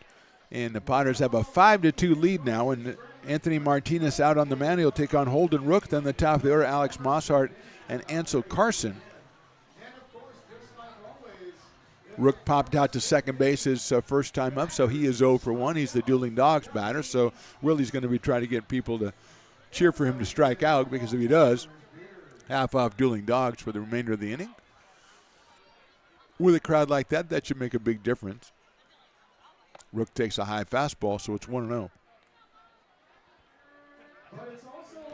2 strikeouts so far for Martinez. He has hit 1. He has walked 1. That's a chopper over the mound. Second baseman going to pick it up. Nice play out there at second and over to first, not in time. Gargett with a good play. His throw to first a little bit high and beat out by Holden Rook, so he gets himself a single. Third hit of the day for the Mudcats and sets the table for the top of the order, Alex Mossart, who was singled and grounded to second. Tough play up the middle by Gargett. He had to go to his right, get it on the big hop, and then throw it right away. The throw a little bit too high, and Rook beats it out. So Mossart at 267 with 3 runs batted in. 2 for 4 last night. There goes the runner. The pitch is a strike, and the throw to second base is going to be too late. So a tremendous jump by Holden Rook at first base to get down to second. 0-1 count on Mossart, but he just had the great jump, and he was gone. Good throw from Dillon, but not in time.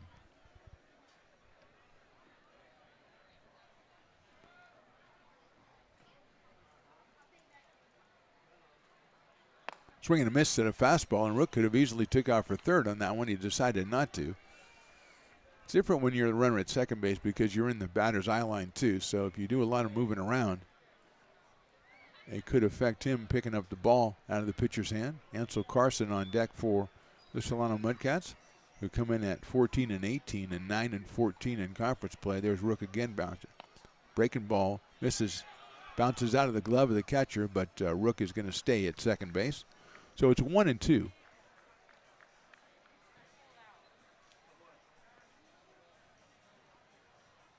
Sonny Johnson comes in to talk to Anthony Martinez, maybe talking about the runner at second base, maybe setting up a pickoff play at second base. And we are ready to go. 1 ball and 2 strikes on Mossart.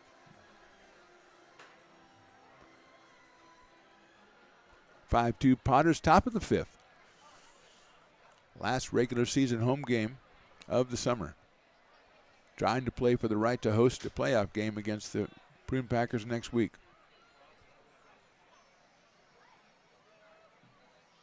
1-2 pitch is inside. A little bit low as well. 2-2.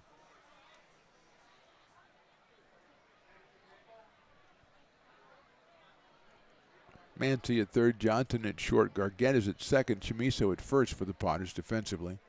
2-2 pitch swung on and missed.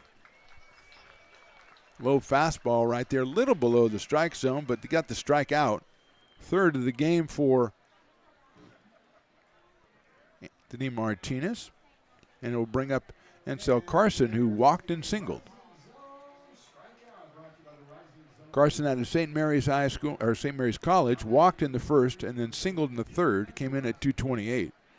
He's got a runner at second base, but now 1 out, and Austin Menacini out on deck.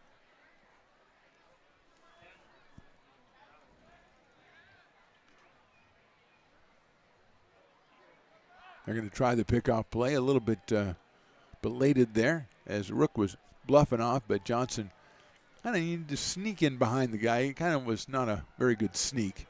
They're kind of chatting about it now, it looks like.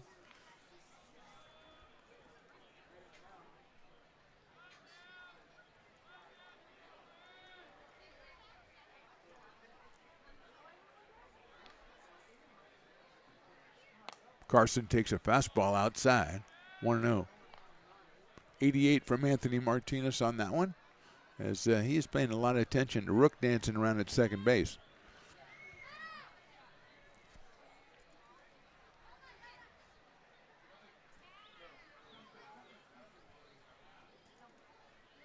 (1-0) pitch coming. There goes Rook. Throw down to third is not going to be in time, and Rook steals third. So he was dancing around for a while there, and he got the good jump he wanted. It's a 2-0 count on Carson as that ball was high.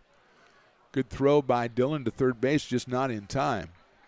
And now the third Mudcat run, only 90 feet away, with 1 out here in the 5th. And Anthony Martinez will have to turn his attention to Ansel Carson.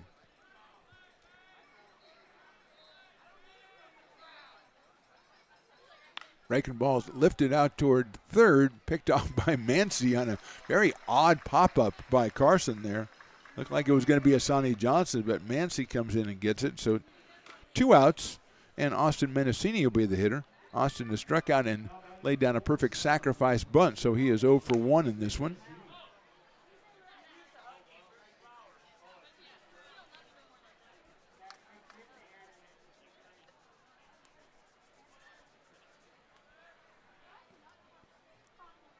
Still 90 feet away is Hunter Rook. Fastball a little bit too high. 1-0. Connor Ross is on deck. Wind blowing out a little bit toward left field tonight. Mendocini, kind of a check swing held up. It's 2-0. You don't want to put another runner on in front of Connor Ross, who has 4 home runs on the summer.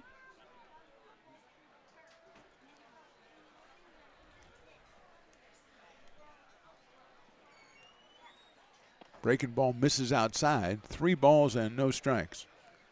Dylan's going to go out and talk to Anthony Martinez.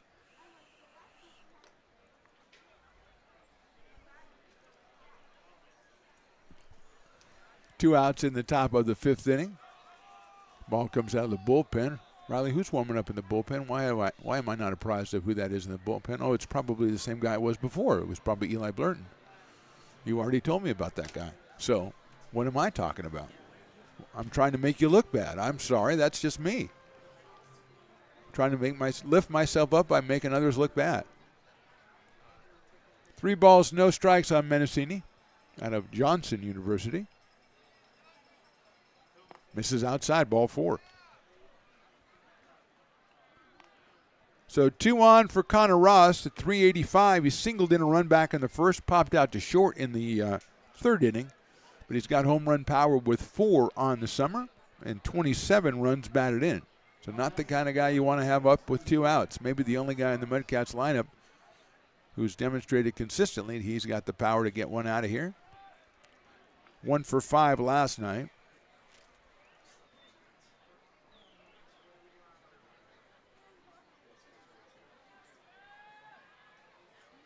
Pops that one off and a foul ball. 86 miles an hour from Martinez. 0-1. There's Don from the parking lot Potters. He made a late arrival here. Now he's greeting everybody like the royal person that he is. Like well-wishers and everything. Everybody's looking out, holding babies out for him to kiss and stuff like that. 0-1 pitch. Breaking ball, swung on a miss. Good pitch by Martinez. He's got a head 0-2. Now he's figuring out how to work Connor Ross with an 0-2 count. Just seems to be people coming out of the bounce house, just like coming out and walking out to the grassy knoll. There must be thousands of people out on the grassy knoll. It's kind of like a day on the green back in the day, right, Riley? Like you remember that. 0-2. Grounded out towards shortstop. Asani Johnson, big hop, flips it to second for the out. Martinez gets out of it. No runs, 1 hit, 2 left. We'll go to the bottom of the 5th. Potters on top 5-2, but we're going to stay here, and we're going to talk to a young lady named Lauren, another one of the Potters interns this summer. And Lauren, welcome back to the show. I know you've been on before. You've done a great job, so I'm glad you were able to make it back. I just want to tell you, we've been doing our rankings all summer long. You've been up and near the top of those rankings all summer. Now, I know you know that we gave Carson the Press Box Intern of the Year, but I think we have to say that we had to kind of split it up because there's too many good interns and not enough categories. So I'm going to say the Field Intern of the Year is you, Lauren. So congratulations. Oh my gosh, thank you so much. Well, you've earned it. I mean, you've earned it this year. You've done a lot of hard work out there. You were on the field. You've been in the booth. Which one do you like best, booth or field? Ooh, I don't know. I like a good mix. I like to bounce around so that way I'm not doing the same thing. You like to act game. like you're like indispensable, right?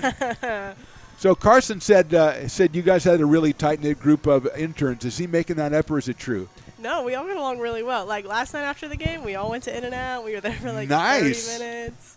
It's a so good time. Are you getting what was your idea of what an intern job was going to be here before the season? I mean, I figured I'd just do whatever Matt and Nolan told me to do. That's a dangerous way to look at things, but that's probably why you're such an important intern and why you were up near the top of the intern rankings all season long. Lauren, it's been a pleasure getting to know you a little bit this summer. Congratulations and best of luck going forward for you. Thank you so much. All right, that's Lauren. She is our field intern of the year, and well deserved, by the way, I might say. Our press box intern is Carson, and our new pitcher, I think, Riley, unless you tell me differently, I think it's going to be Eli Blurton, number 5.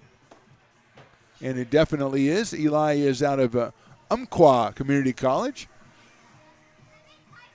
So it's been a long, very contentious intern battle all season long. And to come out with Carson and Lauren on top, I think that's probably a pretty good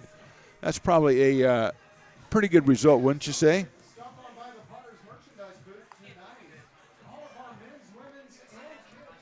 Thank you, Riley, for that response. We'll look up Eli Blurton here as he comes out here. He's down 5-2 in the bottom of the 5th inning.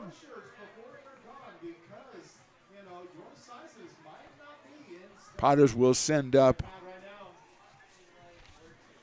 Will Lindbergh, Trey Furry, and Eli Small against Eli Blurton, trying to expand on that 5-2 lead and get them into that playoff series, the first ever playoff series in the Pacific Empire League. Eli, this is his 6th appearance, 9 innings, 5 hits, 12 strikeouts, 7 walks. He is 1-0 with a 3 ERA. So Eli's been very effective in limited appearances here, and he'll face Will Lindbergh, who's walked and hit into a fielder's choice. That's inside, to say the least, to Will. He got it out of the way somehow. And a 90-mile-an-hour fastball that barely missed him, so he is 1 ball and no strikes.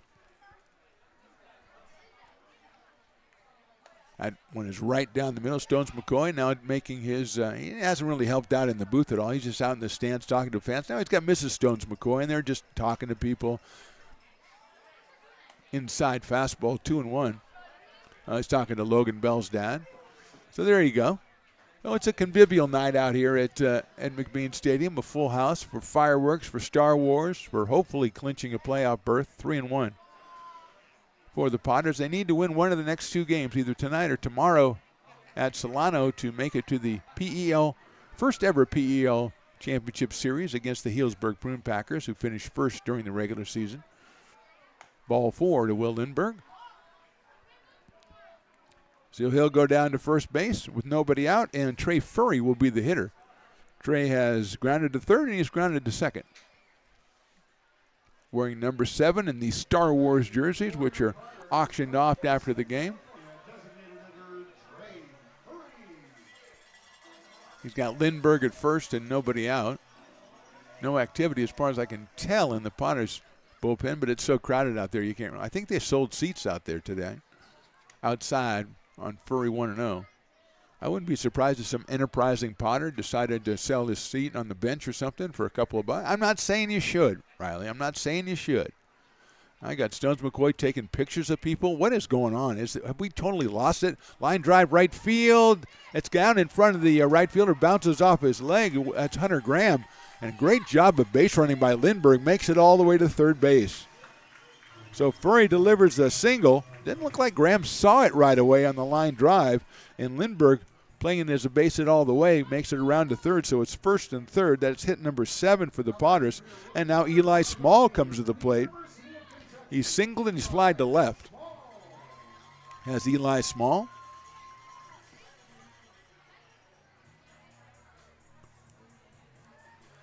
Furry has been known to run. He is a renowned base stealer, so he's at first base with the runner over at third. The first pitch is behind him, and Furry doesn't need to steal. He'll just go down to second base on what can be categorized as a wild pitch. And the umpire is, I don't know what the umpire is doing, but they're going to say Eli was hit by the pitch, I think, and he'll go down to first base, and he's not happy. So a walk, a single, and a hit batter. The bases are loaded, and it'll bring up Cole Dillon. He has walked, and he's flied to left tonight.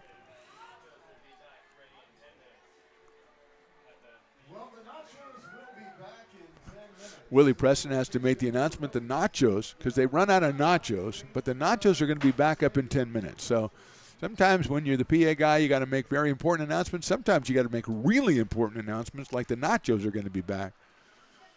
Because there's nothing like a disappointed capacity crowd that doesn't have any nachos.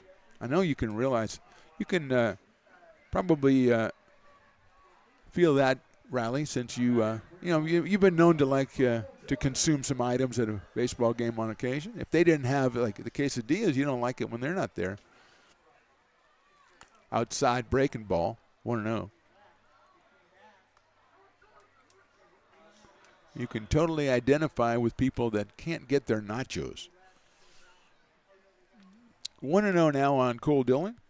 He's got 11 runs batted in. He got one last night in the Padres' 13-1 win. Trying to break it open here in the bottom of the fifth. Fastball catches the outside corner, and it is 1 ball and 1 strike.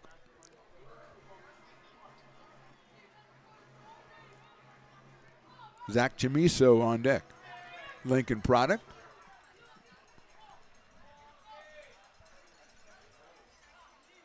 That's way outside, gets away. Coming down from third is Lindbergh. He's going to slide. He's in there. Scores on the wild pitch and barely scored on a wild pitch because he came in with his foot up when he slid across the plate and almost was tagged out. But he'll score for the 6th run for the Potters. And Cole Dillon now with a 1 ball, 1 strike count. Furry now over at third. Eli Small motors into second. 2-1 now on Cole Dillon. Takes ball 3. Mudcats getting somebody up right away, just getting started throwing down there. Another right-hander. As Barton has come in and walked a batter, given up a hit and then hit a batter, and now throwing the wild pitch to allow Lindbergh to score from third. Outside, ball 4, so Dillon will get the base on balls. Dylan Trammell warming up in the pen out of Solano Community College.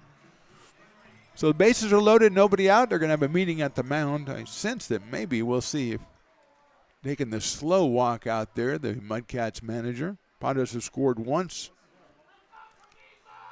And Zach Chamiso, who had an RBI single back in the 2nd inning and grounded out to second in the 4th inning, come up here with the bases loaded and nobody out. Padres have scored once.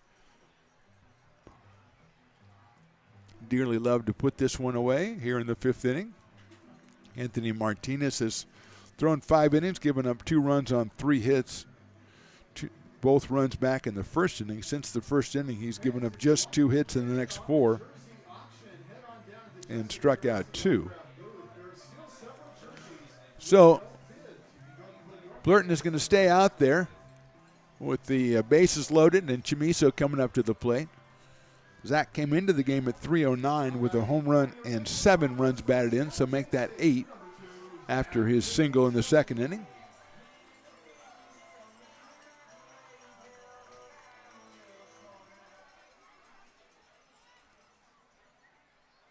And that hits him right on the right hip. So he got a very painful RBI there. Not the way Zach probably would have wanted to. And that'll bring up Cole Eaton. And I got to feel like as soon as Dylan Trammell feels like he's ready, that the call will be made to the bullpen as Cole Eaton steps in. And Cole with a very hot night. It was 2 for 2 tonight. Both of those off of Anderson, who went the first 4 innings.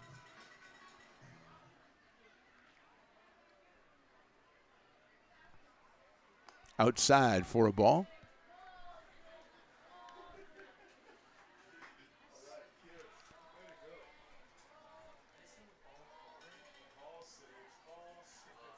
One ball, no strikes. Spotters leading this one 7-2 now. High fly ball, left field, short left field. Mossart has it. The tag is made at third base. The throw is going to come to the plate. It's cut off. It is a sacrifice fly for Dillon. His scoring is Eli Small, and the Potters put another one up on the board. They lead it 8-2. RBI is Cole Eaton's. His 26th of the season, staying at second base is Dillon. At first is Chamiso, and that'll bring up Caius Gargett, who's got a couple of strikeouts tonight, and he is 0 for 3. And for a guy hitting over 440 coming in, that is not familiar territory. Potter's on top now, 8-2. Gargett is hit by the pitch, I believe, and he's looking out at the pitcher, and I think we need to get a new pitcher out here.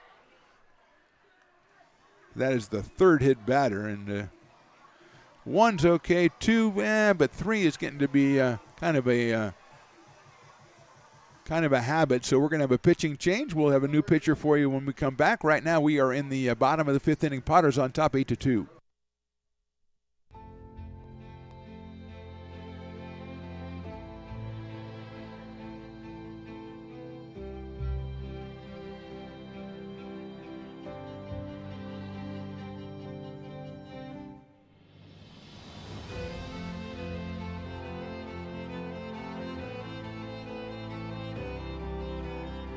Situated on the corner of Lincoln Boulevard and 5th Street, this iconic building has been the home to several hotels over the decades, the most famous and longest running of which was the Lincoln Inn. Having undergone several renovations and architectural changes, this building is the current home of Old Town Pizza, which boasts not 1 but 2 floors for your dining enjoyment, including open-air seating on the roof. Stop in for a slice today. Or stop by the Lincoln Museum to see the 300-pound cash register that used to adorn the front desk of the Lincoln Inn. For more great history, visit the Lincoln Area Archives Museum and, by appointment only, take their free walking tour of historic downtown Lincoln. Astro Air Design Incorporated, where you feel the difference. We are a locally owned and operated heating, air conditioning, and custom sheet metal company committed to the highest quality of craftsmanship at a competitive price. Our trained and certified technicians have the knowledge and experience required to install, maintain, or repair your home comfort solutions. Our upfront pricing gives you the peace of mind because you know your price is locked in. Call Astro Air Design Incorporated today. Here in Michigan, we do more than just survive the winter. We thrive during it. You simply can't keep us away from what we love most: great times and amazing beer. The snow transforms the landscape and lays the path for adventures yet to be had. Trails ready to be explored, and freshly groomed hills ready for the first run of the day. And later, as the sun descends, it's time to unwind with great conversation and even better friends. Experience a taste of Michigan winter with Founders Brewing Company, born and brewed in Michigan.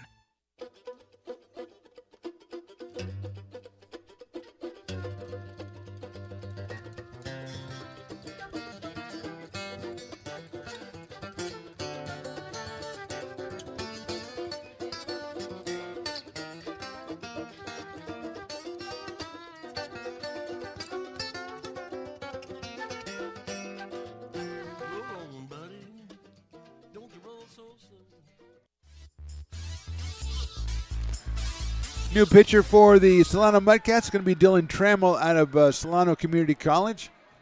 Dylan is making his 8th appearance of the season. He has 16 innings, 12 hits, 13 strikeouts, and 6 walks. He is 1-0 with a 4.50 earned run average, and he'll face Asani Johnson with the bases loaded. We've got Gargett at first. We've got Chamiso at second. We've got Dylan at third. 3 runs already in for the Potters on just a single hit in the inning. 3 hit batters and 2 walks around a single by Trey Furry. So here's Asani Johnson, who has a couple of RBIs, grounded out. He's hit a sacrifice fly, and he's singled in a run back in the 4th.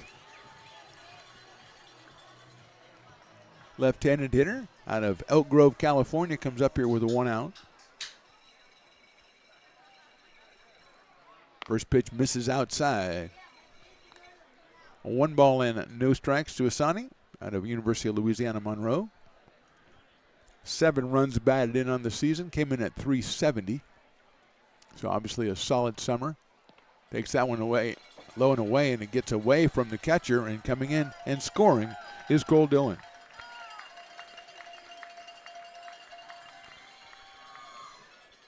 Fourth run of the inning for the Potters, still with just a single hit. And a 2-0 count on Asani Johnson.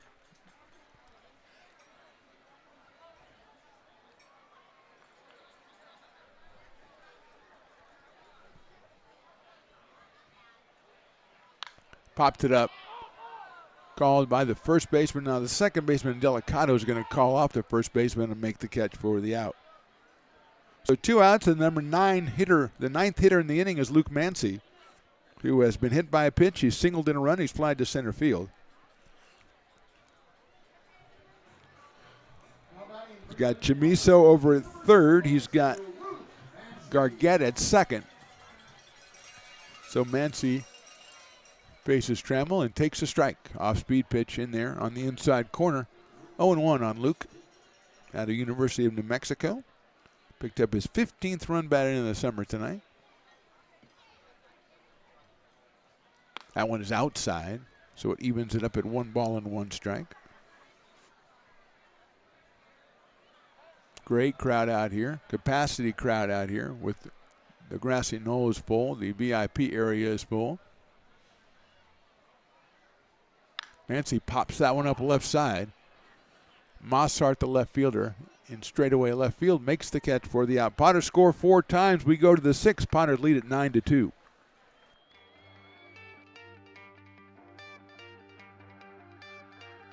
Gooseport Public House. We have sports on 10 big screen TVs, 23 beer taps with classics and crafts, a full bar with creative craft mixed drinks, live music, and most importantly, great fresh food. In downtown Roseville off Vernon Street, only 15 minutes from the ballpark. See ya at Gooseport.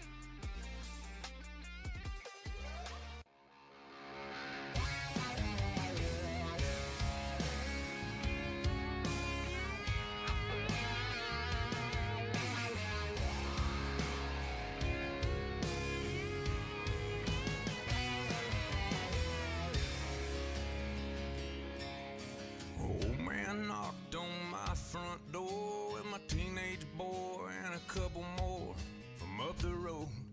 He had him by the collar, said he...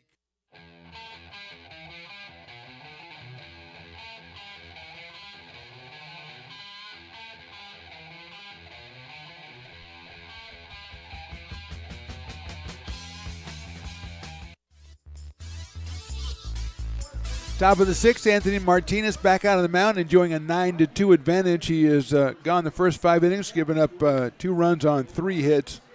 And he will face Hunter Graham, Everett Johnson, and Braden Delicato here in the 6th inning. Graham has flied out to center twice, once on a sacrifice fly, and the second time he hit it even deeper than the first time, and he's hit the ball well both times. Oh, they're throwing pistachios in the stands. I think Nia is keying it up there. She does it all out there, and her throw is kind of questionable, but there you go. Now that's a much better throw than before. Down the middle. You can throw it up here if you don't mind. Stones McCoy is throwing it, ladies and gentlemen. He's got a beautiful throw by Stones McCoy with the pistachios. That is all of a sudden, he just jumped up the energy, Riley, with Stones McCoy. Now he's hugging people down there, pistachio people. He really needs to come out more often. He's getting a little bit giddy. He's a little embarrassing down there. Hugging people, throwing pistachios. Here's Graham. Popped it up right side.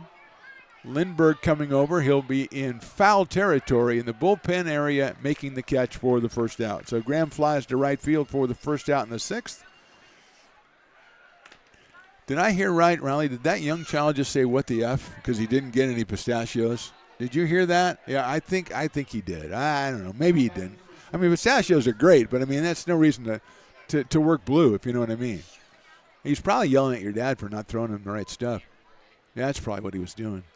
Fastball by Martinez outside corner to Everett Johnson, who's fielder's choice, and grounded to short. So he's grounded to short twice. 0 for 2 for Everett, a third baseman out of UC Davis.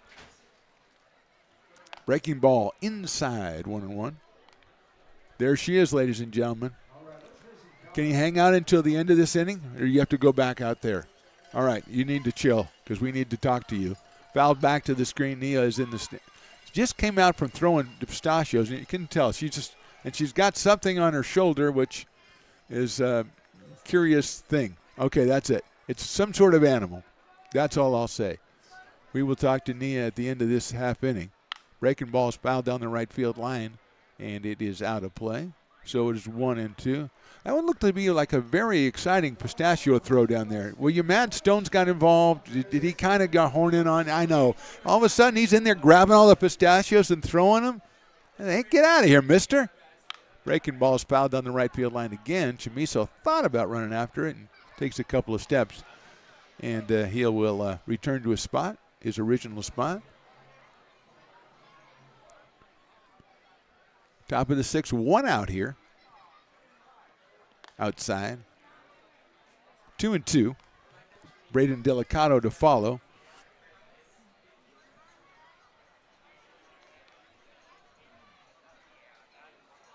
Two pitches popped up, and that'll get out of play again.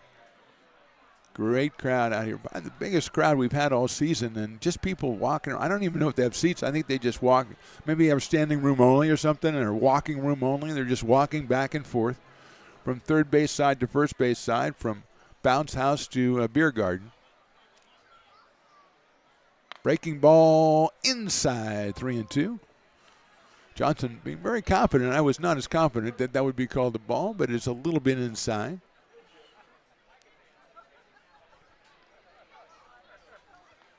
That's fouled back again. So Johnson staying alive up there, hitting 150 on the season, but handling the bat pretty well. 3-2. We are in the top of the 6th inning. Do we have Nachos back, Willie? That's the question. Swing and a miss. Got him on an outside fastball at 88 from Martinez. That is Anthony's 4th strikeout, and he's got 2 outs here in the 6th inning, and Braden Delicato will be the hitter. The second baseman is flied to center and grounded to short.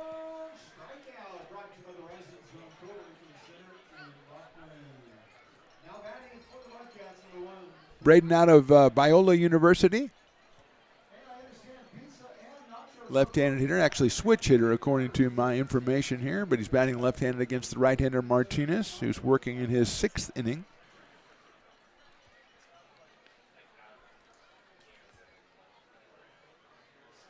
Fastball in there for a strike.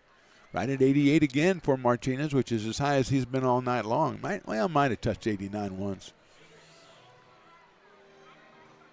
So that would invalidate my entire statement. A 1-pitch breaking ball, check swinging down low. 1-1. Does my heart good to see people coming out. Got the Mi Ranchito from Javi. Got the plates of that. You got Bill, and Fat Cat has been killing it all summer long with the hot dogs and the brats. Sails a fastball outside, 2-1. Potter's own concession stands do a great job as well. And then the shaved ice is just, I don't even know how to explain the phenomenon of shaved ice. It's just incredible. Ice cream sundaes in a batting helmet. Fantastic work. Swing and a miss at a breaking ball, 2-2. And, of course, the Brick and Barrel Beer Backyard Beer Garden, which just serves beer. I really not fancy, but do a great job down the right field line. A must stop if you're coming out to a Potters game, which hopefully you'll be able to do next Tuesday if they are hosting game 1 of that playoff series against the Healdsburg Prune Packers. 2-2 pitch. Swing and a miss. He got him on strikes. So a good inning for Martinez. We go to the bottom of the 6th, and the Potters lead 9-2. But let's not do that. Let's get Nia and give her a pair of headphones and say, Nia, thank you for, first of all, go ahead and break that down right here, and let's bring those in right there. First of all, thank you for taking time. You're very, very busy young lady out here, and that's why we wanted to get you up here. You know, we've had our intern rankings all season long, and I have been just thrilled by how great the interns have been all year. Lauren and Carson, they've already got awards today. Carson was the press box intern of the year, and Lauren was the field intern of the year. But, Neil, you do so much. You do, you're a photographer, you get our guests for us, you sing the national anthem. I think we had to come up with something. Riley and I put our heads together. We finally came up with most valuable intern. And I always want to say the most valuable intern for 2024 is you, Nia, so congratulations. Are you overcome? Is that what's going on here? I'm just here, put my head down, work hard over here. Well, so you weren't, when you're, all of a sudden everybody's, we don't have somebody singing the national anthem, let's get Nia. You're not thinking about the rankings. You're just saying that, hey, that's what they need me to do, and that's what I'm going to do. I'm a big sub guy. I'll do anything. Right, but what about, you can't, everybody can sub. Somebody can step in or all do the field or all do the thing. But singing is a little bit different thing. So that's pretty nice. We're trying to get John to sing the national anthem at least once. But it did not work. Yeah, we tried to get him to do it. And not only that, but also photographer. Is that something you've been doing before, or is that something you said, Coach, I'll do whatever I need to do. I want to play. Yeah. So I was a photographer at Whitney High School. I did like videography and photo for the football team and the basketball team. And it was my senior year, so 2020. And it was a weird thing to capture because then. Yeah, that was a very strange moment in time, I bet. Well, we asked Carson, we asked Lauren if they thought, what happened this summer was what they thought coming in.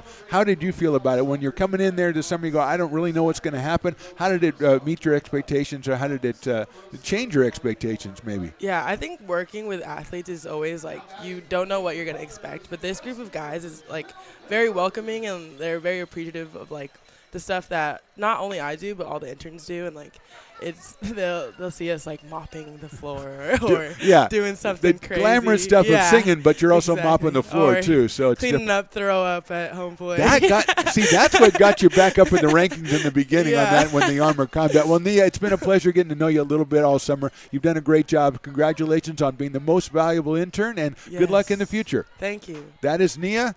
And that is our intern class. And, again, we didn't get to talk to everybody who's deserving of an award. John's not here tonight. He probably would have got something. I don't know, shortest intern or something. He would have got something.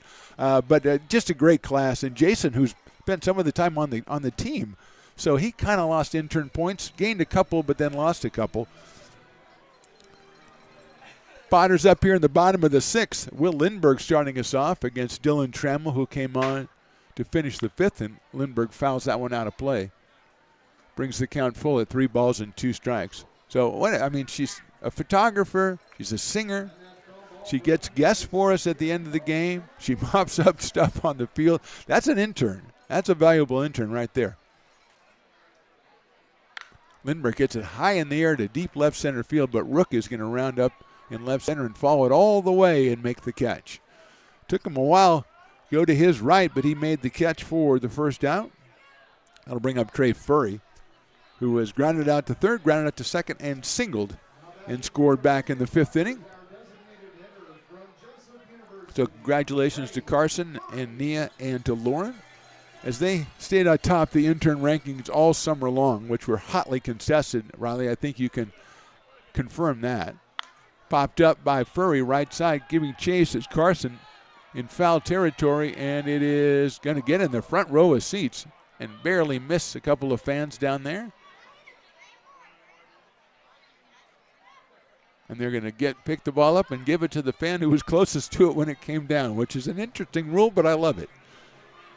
Everybody seems like they're okay, which is even more important. That's that sneaky area between the screen and the tarp that Trey had the perfect trajectory to get the ball in there. Trey comes in at .292 with a home run and 6 runs batted in out of William Jessup University.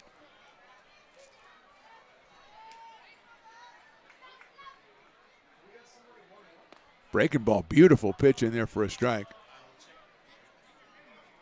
Potters, nobody warming up for the Potters, but there is some stretching being done out there. Actually, there is a left-hander throwing. Martinez very efficient in the 6th inning, so maybe they're going to throw him out for another inning. But there is activity in the pen for the Potters.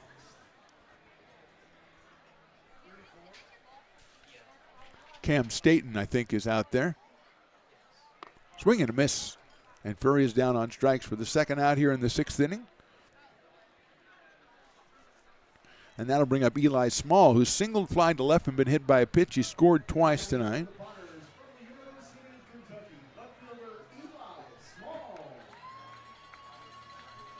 Potters with 4 in the second, 1 in the fourth, and then 4 again in the fifth. With the benefit of just a single hit, they have 7 hits and 9 runs tonight. Eli takes a strike. Off-speed pitch from Trammell, 74 miles an hour, 0-1.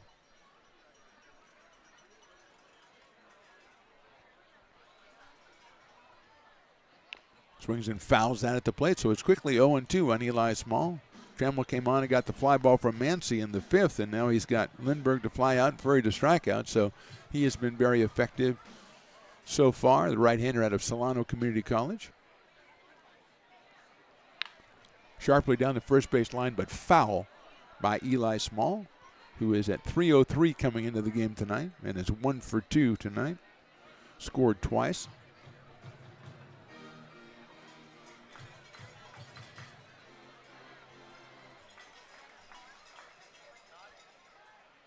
Sails the pass ball outside or off speed outside, 3-2. 50-50 crew. It's piled a pretty good amount of money so far. And they've got a lot of people to sell 50-50 tickets to. On a full house out here. Ball 4. Make that ball 3. And most of the Mudcats thought it was strike 3, and they are coming on off the field, but they have to go back on the field now for the full count pitch. Lincoln FC boys team selling the raffle tickets. Breaking ball, call strike 3. Good backdoor breaking ball. Tremel with another good inning. We'll go to the 7th. Potters lead this one 9-2. When it comes to your home's maintenance and repairs, Jeffers Resource Group has you covered. Our handyman services offer a comprehensive range of expertise, from minor carpentry to drywall, electrical and flooring for property managers, landlords, and renters alike. We ensure that every job is completed to the highest standards, so you can have peace of mind. Contact us today to discover how Jeffers Resource Group can help keep your home in top shape.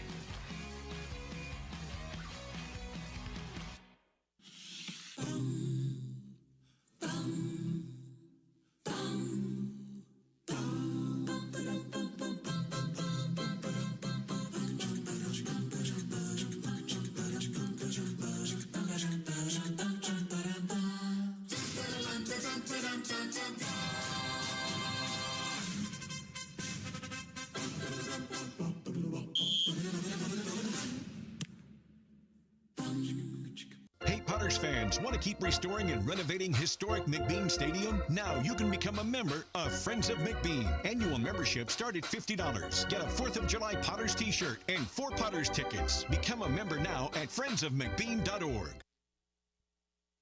American River College is a top-tier community college sports program that provides student athletes with the opportunity to thrive both athletically and academically. ARC Athletics is currently ranked 5th in the state and 2nd in Northern California. With over 19 sports programs, our athletes compete with the region's best athletes. Our diverse and dedicated coaching staff helps athletes develop the skills necessary to compete at the next level.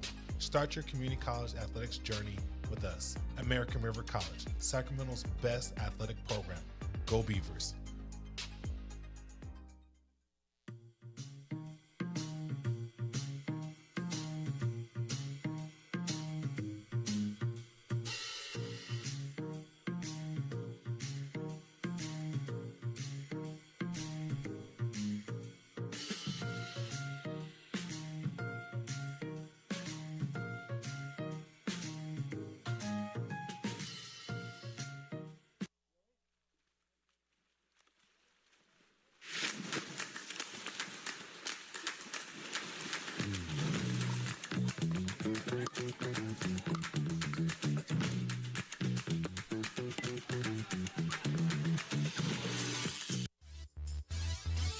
Top of the 7th inning, the new pitcher is Cam Staten for the Potters, the left-hander out of Auburn, California, making his 4th appearance, 8 2/3 innings, 8 hits, 14 strikeouts, 4 walks. He is 0-1 with a 4.15, and he'll face Tyler Crudo. And more importantly, I talked to the Leonard Skinner ZZ Top guy, and he said ZZ Top with just 2 of their members and a new drummer, pretty awesome. So well done. I said, Leonard Skinner doesn't have anybody left. And he says, okay. He didn't really care about that. But ZZ Top was awesome, so well done. He said, go see him again. So I'll buy him some tickets. Crudo, Rook, and Mossart here against Cam Staten.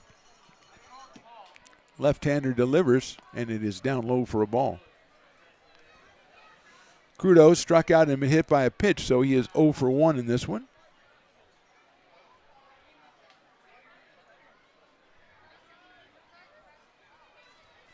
That one also down low, so it is 2-0.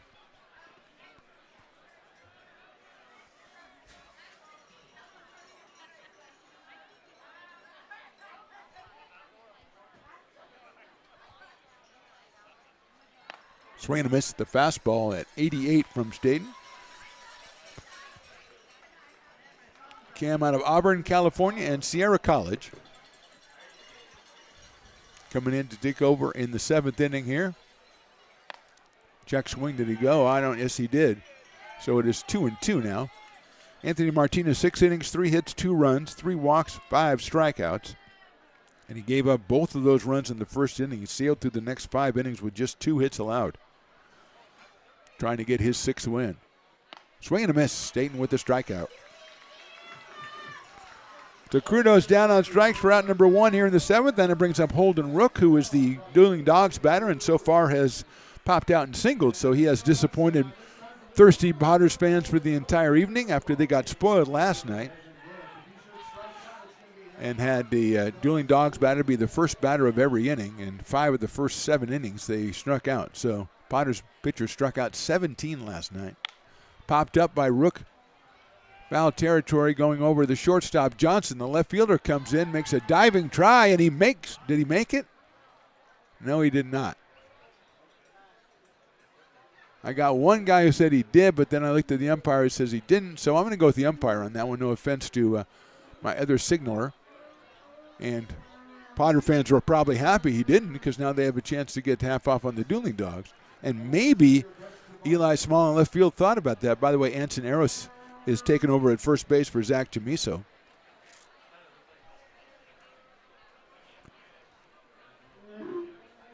So Rook now, 136 coming in, but had a single and a couple of stolen bases back in the 5th inning. It was stranded there. Pops it up again. This time is fair. This time it is the left fielder coming in Small, and he'll make the catch for the 2nd out. So 2 outs quickly here in the 7th, and Alex Mossart, the leadoff hitter, will come to the plate for the Mudcats. He singled and scored in the 1st, then grounded to 2nd in the 2nd and struck out in the 5th. So he is 1 for 3. He was 2 for 4 in yesterday's game. Alex out of the University of Mary. Out in left field tonight for the Mudcats, out in center last night. Up against the left-hander Staten, whose breaking ball is high and inside, 1-0. Ice cream and a batting helmet. Old idea, perfectly executed. You can't beat it. You can't beat it, Riley. Fouled off. 1 ball, 1 strike. Riley, you really want one of those, don't you? Yeah, I know. Do you know where to go get one? Do you know what? You can send the Pop, the big proprietor, the patriarch, Stones McCoy, to get you one. I'm sure he has a way to do it. Breaking ball in there for a strike. Beautiful pitch from Staten. 1-2. You're having trouble getting your dad over here because he's hobnobbing. He's a big hobnobber. 1-2 pitch, swung on and missed. It gets away, but picked up by the catcher, and he'll flip it down to first base leisurely, but he is out at first base anyway. 2 strikeouts for Staten in the 7th. We'll go to the bottom of the inning. Potters lead this one 9-2. This job is the Esplanade at Turkey Creek phases 4 and 5. Our scope of work for this project is full scope, so we've got all the underground, all the joint trench, and all the top side included with it. We're putting in sewer pipe, manholes. We're not doing services yet. We go through and do all the main line, and then we come back and do all the services after that. I would say this project right here, the one we're working on, is probably about a 2-month project. It's very costly to the developer, so beating the schedule is very important, more important than most projects. It's got a lot of groundwater, so we've got an extensive groundwater pump system in place. It's just cool to be a part of the built environment and know that for the next 100 years that people are going to use and enjoy what we've created here today.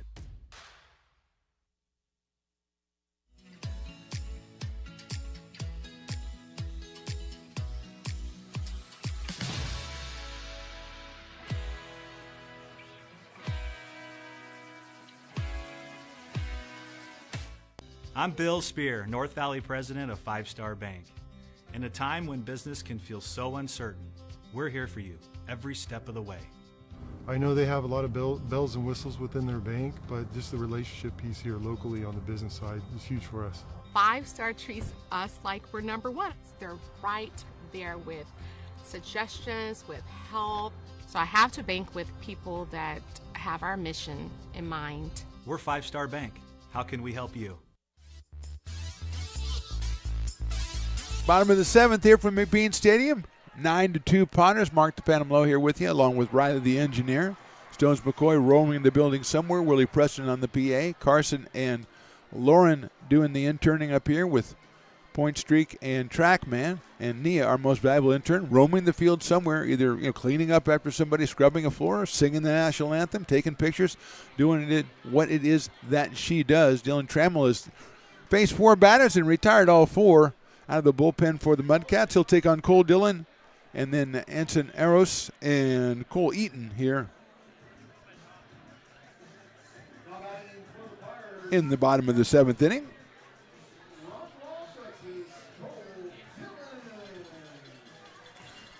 Dillon has walked twice and flied to left. He's scored twice as well.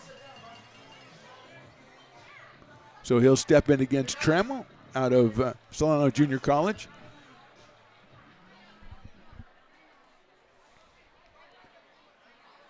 First pitch is in there for a strike, 0-1. Mudcats scored 2 in the top of the first. Since then, it's been all Potters, 4 in the second, 1 in the fourth, 4 in the fifth. Martinez and Staten have laid 6 straight zeros on the Mudcats. Popped up by Dillon. Shortstop's going to call for it. That is Crudo. And he'll make the catch after a while for the first down, and that'll bring up Anson Eros, who is going to make his first appearance at the plate, batting in the place of Zach Chamiso, who he replaced at first base in the top of the inning. Anson was 3 for 4 in yesterday's game.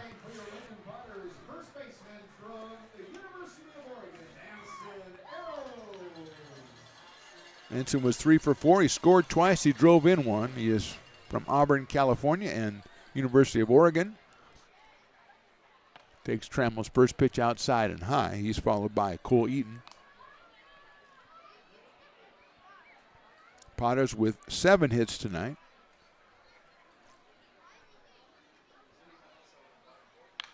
Lifts that one, lazy fly ball to left field. Mossart makes the catch in medium deep left field for the second out. And Cole Eaton will be the hitter. So Trammell has retired 6 in a row since coming in for Blurton in the 5th inning.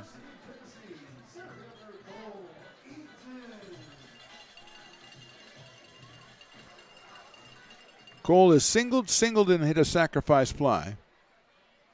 Takes that one outside for a ball. Logan Bell warming up for the Potters out in their bullpen. The right-hander out of Bowling Green State University. Popped up, center field. Coming in the center fielder, that is Rook, and he will make the catch. Easy inning for Dylan Trammell. He's 1-2-3 again. We go to the 8th. Potters on top, 9-2.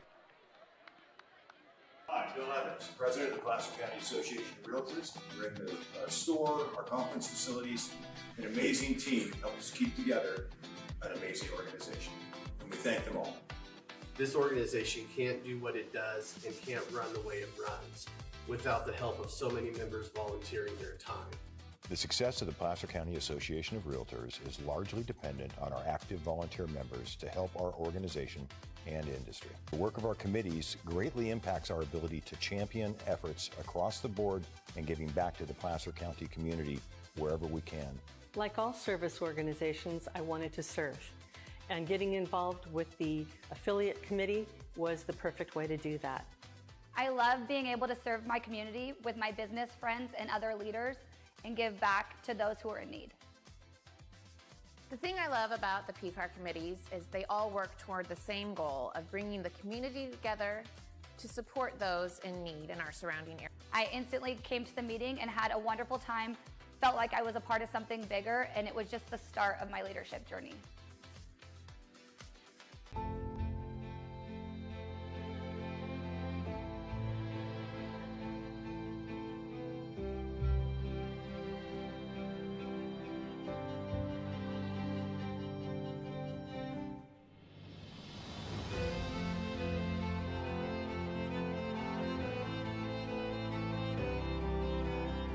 Situated on the corner of Lincoln Boulevard and 5th Street, this iconic building has been the home to several hotels over the decades, the most famous and longest running of which was the Lincoln Inn.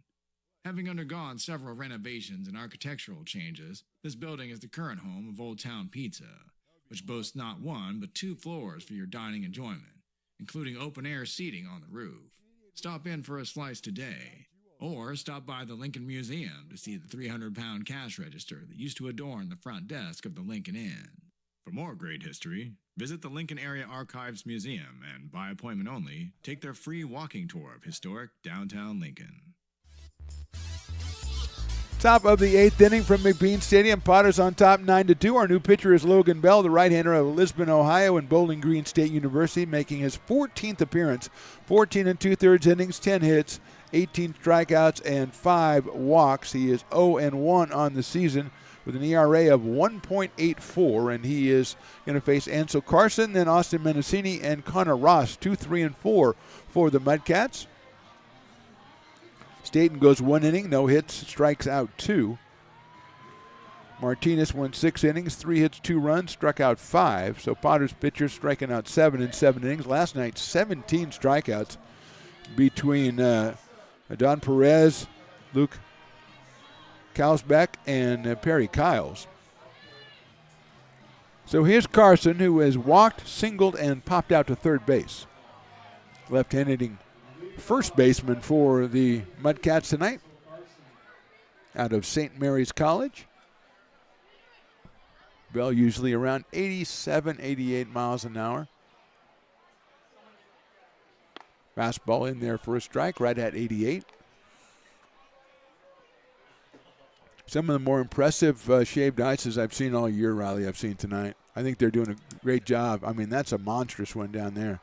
They're just doing a great job in the shaved ice booth, taking care of people tonight. Breaking ball, strike 2.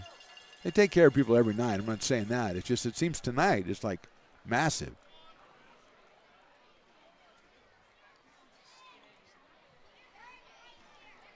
Oh, and 2.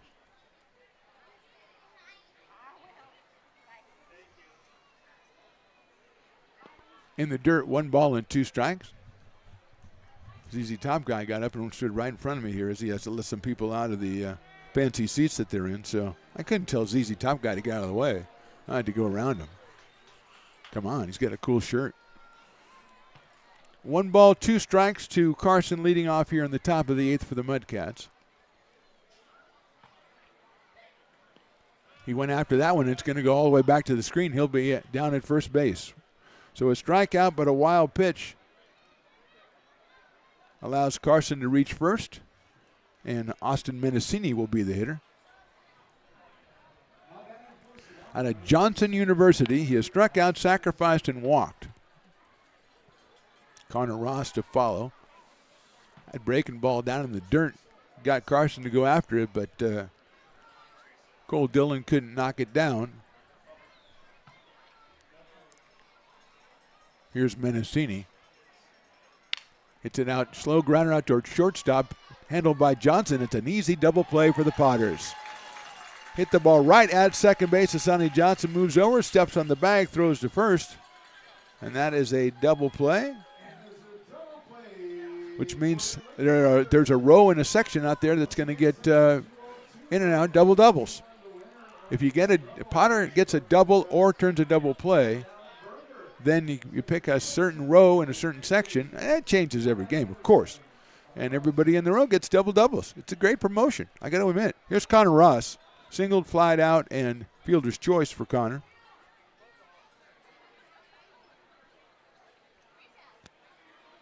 Fastball's hit out to right field. Lindbergh on the move. Got plenty of room. And that's a good inning for Logan Bell. We'll go to the bottom of the 8th. Potters getting closer to closing the door. They lead at 9-2.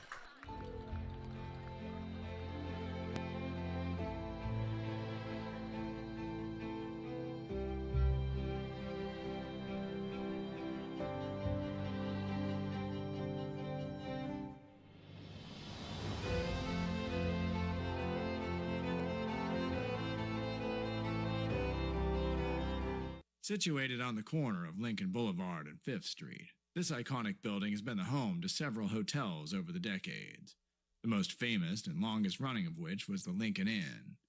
Having undergone several renovations and architectural changes, this building is the current home of Old Town Pizza, which boasts not 1 but 2 floors for your dining enjoyment, including open-air seating on the roof. Stop in for a slice today, Or stop by the Lincoln Museum to see the 300-pound cash register that used to adorn the front desk of the Lincoln Inn. For more great history, visit the Lincoln Area Archives Museum and, by appointment only, take their free walking tour of historic downtown Lincoln. Astro Air Design Incorporated, where you feel the difference. We are a locally owned and operated heating, air conditioning, and custom sheet metal company committed to the highest quality of craftsmanship at a competitive price. Our trained and certified technicians have the knowledge and experience required to install, maintain, or repair your home comfort solutions. Our upfront pricing gives you the peace of mind because you know your price is locked in. Call Astro Air Design Incorporated today. Here in Michigan, we do more than just survive the winter. We thrive during it.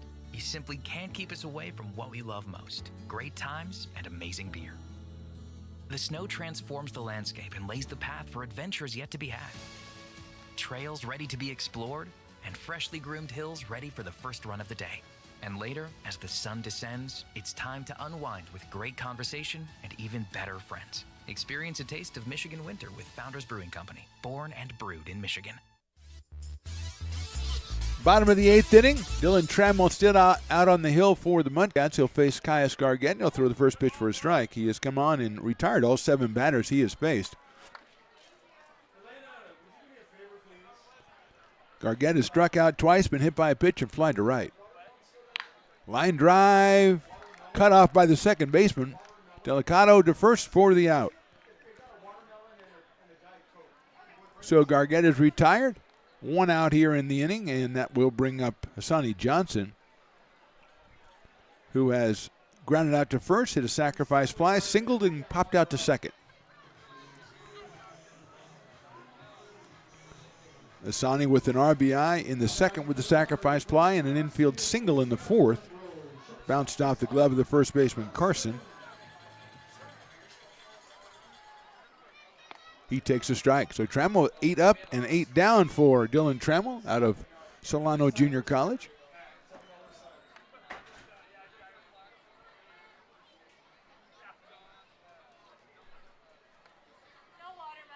High in the air, right field. Going over is Graham. He has room and he makes the catch for the second out. So 2 up and 2 down. 9 up and 9 down against Trammell, and Luke Mancy will be the hitter. Luke working on a streak of 5 straight 2-hits games. He has 1 hit tonight, 1 for 3, and was hit by a pitch. Did pick up an RBI back in the second inning with a single. His 15th. Trammell's first pitch is inside, 1-0.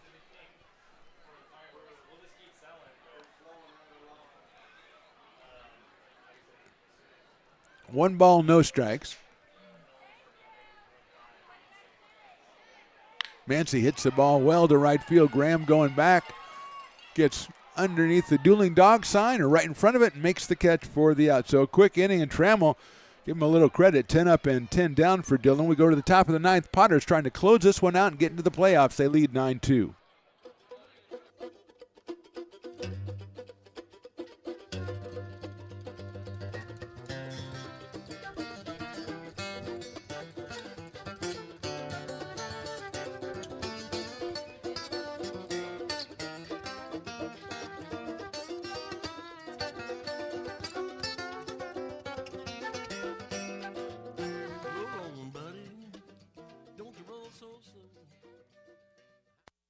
Being a laborer means everything. It was what took care of me when I was growing up. It's what takes care of me now. Because of President Biden and the money he's put into infrastructure, the need for our workforce to expand is out of this world. When our members are able to go to work on these big projects that are funded by Biden's economic investments, it means continued growth in their wages, in their pensions, in their health benefits. It means they're going to be able to take care of their families.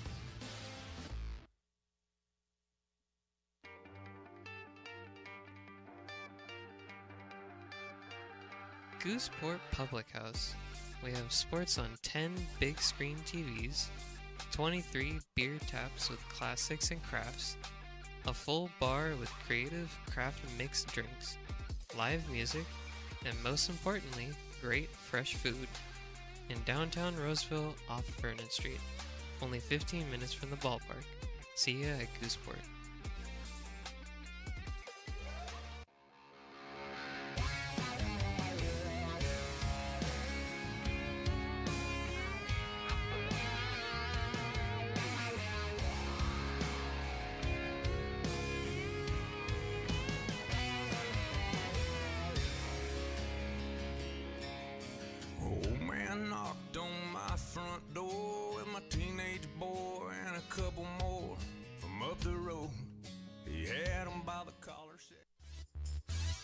Top of the ninth inning. Potters need 3 outs to get to the playoffs. Gabe Maya making his 9th appearance. 13 innings pitched, 9 hits, 19 strikeouts, 5 walks. He is at a 3.46 ERA out of El Dorado Hills. First pitch is fouled off by Hunter Graham, who was flied to center. Hit a sacrifice fly to center and flied to right. So he is 0 for 2 in this one.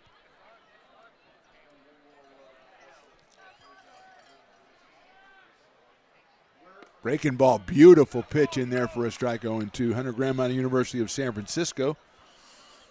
6'2", 170 pounds. Hitting 143 coming in, but he swung the bat very well tonight. Takes outside for a ball, 1-2. The fans who have been quiet for 8.5 innings now decide to yell at the umpire about a pitch that was clearly outside. But I like that. I like the style. I like the enthusiasm. 1-2 pitch.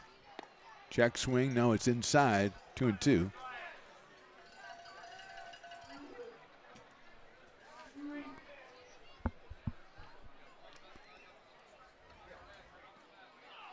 Swing and a miss. He got him on strikes. So Maya comes through with the strikeout. Not a lot of strikeouts for the Potters tonight. That's just the 8th.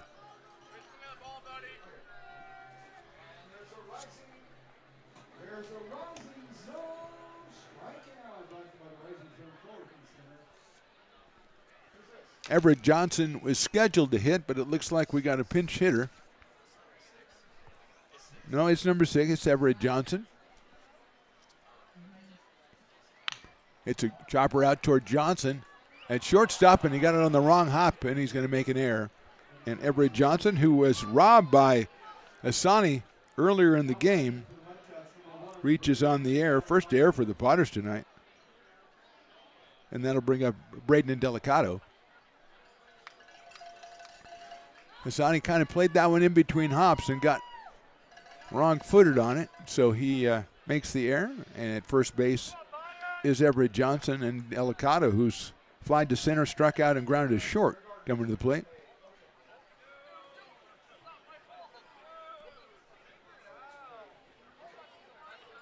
Fastball right down the middle for a strike.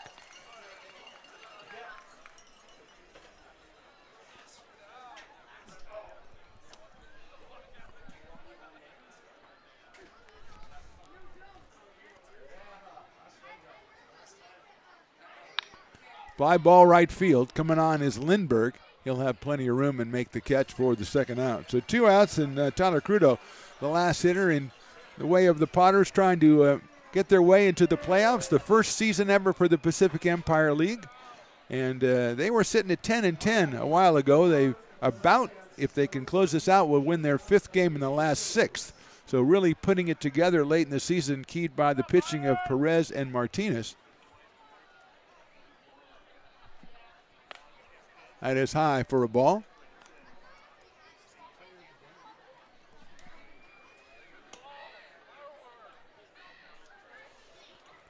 One and 0. Right down the middle, 1-1. I'm excited because the last strike guy, who I thought had retired, is in the building somewhere. And I look over, and the last strike guy megaphone is gone. So perhaps we might see the last strike guy if the occasion arises. 1-1 pitch is fouled out of play. It's 1-2. There he is. Oh, my gosh. This is against doctor's orders. He's getting everybody on there. This is not good. This is bad. This is bad. Hey, you're not supposed to do it. You're an old man now. Okay, well, go ahead and do it. Let's see if you can get the crowd up and finish this one. 1-2 pitch by Maya. Breaking ball's hit high in the air to deep left field and foul. I hope it is foul. That would make the last strike guy look bad if a guy hits a home run on his watch. Last time he came out here, he did a great job, and then I heard he was laid up. He had like a torn vocal tendon or something. So I thought he had retired, but no, he's back out here, and he's actually physically getting in people's faces and telling them to yell. I like that. That's a very Potter-like thing to do. Crudo, the hitter, he struck out twice. He's been hit by a pitch. The crowd is responding to the last strike guy, as you have to do. He is infectious in more ways than one. 1-2. Swinging a foul ball down the first base line, and this is what separates this last strike guy from the imitators, because now he will not lose any intensity. He will not lose any energy. He will keep it up. At least he better, or it makes me look bad. Now he's starting to talk to his fans down. Now he's coming back. There he goes. 9-2 Potters, 2 outs here in the ninth. 1-2 from Maya. Line drive, base hit right field. Don't take that person, and they're going to send him all the way. No, they're going to cut it off. As the runner around second, Johnson looked like he was going to try to go to third, but he did not, as the throw came through from Lindbergh. So, last strike guy with an "I'll be back" Arnold style has to go back to the dugout, so to speak, and that'll bring up Holden Rook, which I guess means it's the dueling dogs batter again, perhaps, since it's the ninth inning and it's fireworks, and so you can keep selling beer. So I guess Holden Rook is on the now the umpire's coming back to go, did you see the last strike guy? That guy's crazy.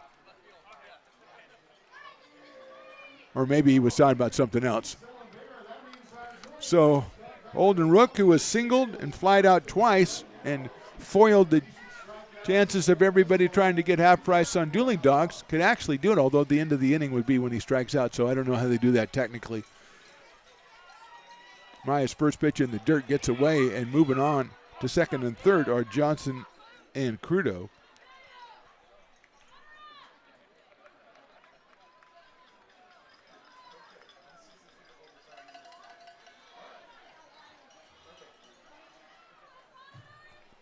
So 1-0 now on Holden Rook.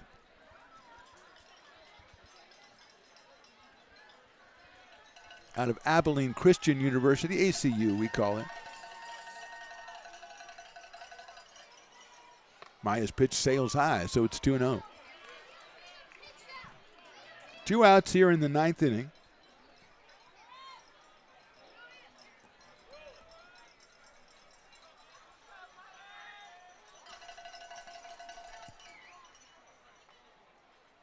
Swing and a miss at that one, 2-1. So 1/3 of the way toward free beer, although they don't realize that the end of the inning is actually when he strikes out. So technically it's a catch-22 situation. But I'm not going to tell him. It's a full house. I'm not telling him. 2-1 now on Rook. That's down low, 3-1. Alex Mossart at the top of the order is next as the Mudcats try to make things interesting here in the top of the ninth inning.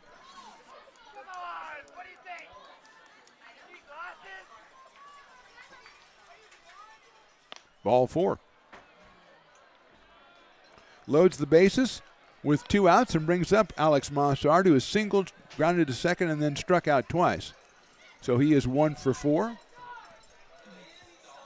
Left-hander against the left-hander, Gabe Maya. Mudcats have not scored since the first inning. They put 2 up on the board to take an early 2-0 lead. But since then, all zeros from Martinez, Staten, and Bell, and now Gabe Maya. Mossart lines it to shortstop. Hassani Johnson makes the catch, and that's your ball game. The Potters get the win. The final score 9-2. They'll go on to the playoffs for the PEL. First year, they'll take on the Healdsburg Prune Packers. More on that when we come back for our Potters post game. But again, our final score: Lincoln Potters 9, Solano Mudcats 2. We're back right after this. Being a laborer means everything. It was what took care of me when I was growing up. It's what takes care of me now. Because of President Biden and the money he's put into infrastructure, the need for our workforce to expand is out of this world. When our members are able to go to work on these big projects that are funded by Biden's economic investments, it means continued growth in their wages, in their pensions, and their health benefits. It means they're going to be able to take care of their families.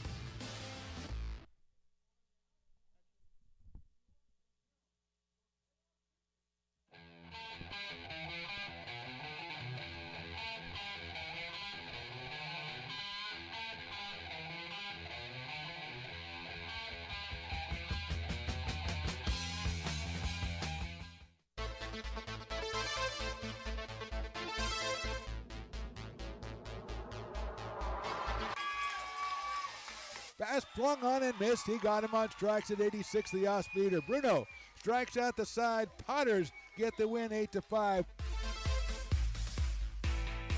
Sanchez 1-on-4. She gets it back, trying to get it back to Gallegos. What a spin move. Her shot is blocked. She has it controlled, puts it in the goal. Witt trying to set it. She sets it over for Molly Harrison, pokes it over. Short set for Barrios, and her slam goes out of play. He's going to look that way. Now he's going to duck down the middle. He's got a guy wide open at the 18 kid. That's Robert Freeman. And Robert's trying to make a couple of moves. He comes back to the 15, comes down to the 10. He gets a block to the 5. Funny, but I wanted to ask you about that because I remember you doing that show, and you kind of. Go ahead. You wanted that's our new show. Really nice. Yeah, Beneath One Fern is what we call the show. Yeah, Between a Flower. Yes. Well, we're working on workshopping the title. Yes. Ooh. Well, you may not see that $10 again, my friend. That woman does not like to fork over the cash. I heard him say he'd pay you next Tuesday. So, That's right. I didn't bring pad and paper, so I don't know what to tell you what's going to happen when I come back. First of I all, got to take notes. We may end up in one, especially on this episode of the Stones and Toys Show. Oh, snap.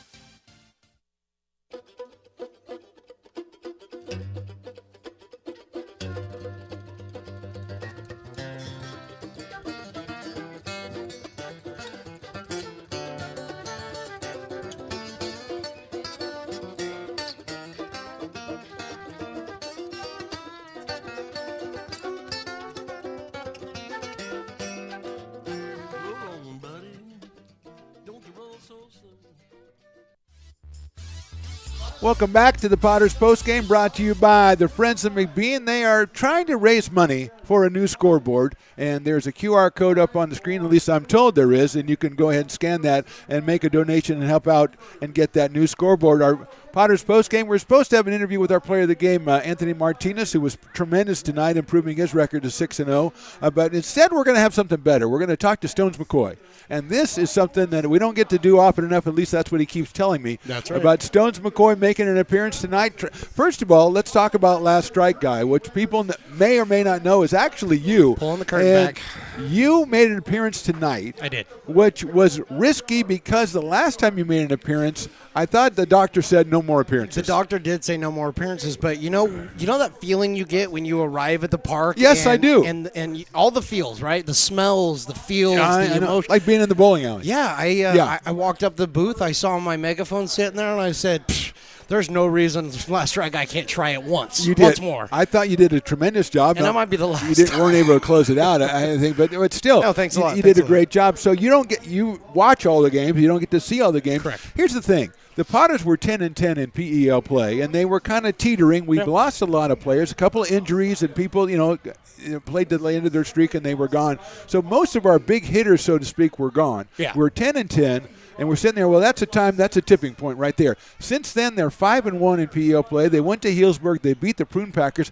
As impressive as I've ever been with the Potters team these last couple of weeks. Absolutely, and something that we talked about, I know we talked about it a bunch of times, and something we talked about very recently was how important the Potters pitching was going to be coming down this stretch. Yep. And who was the most valuable player? Who was your player of the game today? Tonight was Anthony Martinez. Last night was Adon Perez. The last time he pitched, it was Adon Perez. So, yeah, to your point, Martinez finished 6-0 on the summer. Adon was 5-1 on the summer. The ERAs both around 3, a little bit under 3, which is, as you know, great in summer ball. So, they, you called it. They stepped up. And also, Stones, not just them, but other times we had other guys starting. It didn't last as long. Ryan Castillo had a couple of good outings, but we had Ryan Baker come in for him. The bullpen was fantastic over this last couple of weeks. They really were. And the thing about a bullpen is that you're only as strong as the next guy to come in. Yep. And the Potters were stronger each time they brought somebody in. And it's really been a tribute to the 5-1 and what they're going to need.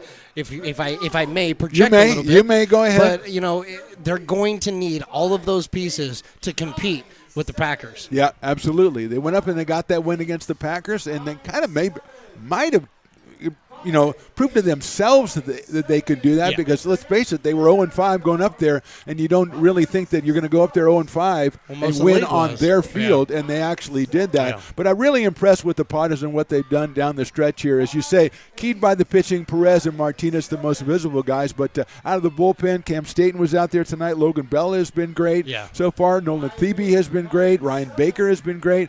And, we don't have the whole stable of Division I arms like you may see in on Healdsburg Prune Packers. Correct. But we've had guys come out and really pitch well. And Martinez, we've talked to Willie, who does a lot of Sierra College games in the PA, Yeah. and he said he hasn't ever seen Martinez better than he was this summer. So guys actually really improving during the summer. We've seen it before, but I don't know if it's ever been as big as this. Not as big as this. And just piggyback on what you said about Martinez, we got to see a little bit of that, through American River College. Right, exactly. And he looked good then. Yeah. And he does not look anything like he did during that season of junior college baseball. So it's just really impressive to see all the guys come together. And one of the things that doesn't get talked about enough, and I talked to the Bells tonight, just so you know. Oh, yes, I know. I talked to the Bells. And over the course of the last 3 weeks, the pitching group here in Lincoln, they have all been getting together and going out pretty regularly. Oh, that's awesome. That right there should tell you a little bit of what you need to know about where the Potters pitching has come from and where they're going. They've gotten together. You can tell the gelling is there now, and it's really come across the last 10 And games. really impressive when you consider that usually there's a rotating group of catchers, too. Yes, so you've yes. got to get used to new catchers. And Anson Eros has joined the team. He caught the other night, and he was fantastic.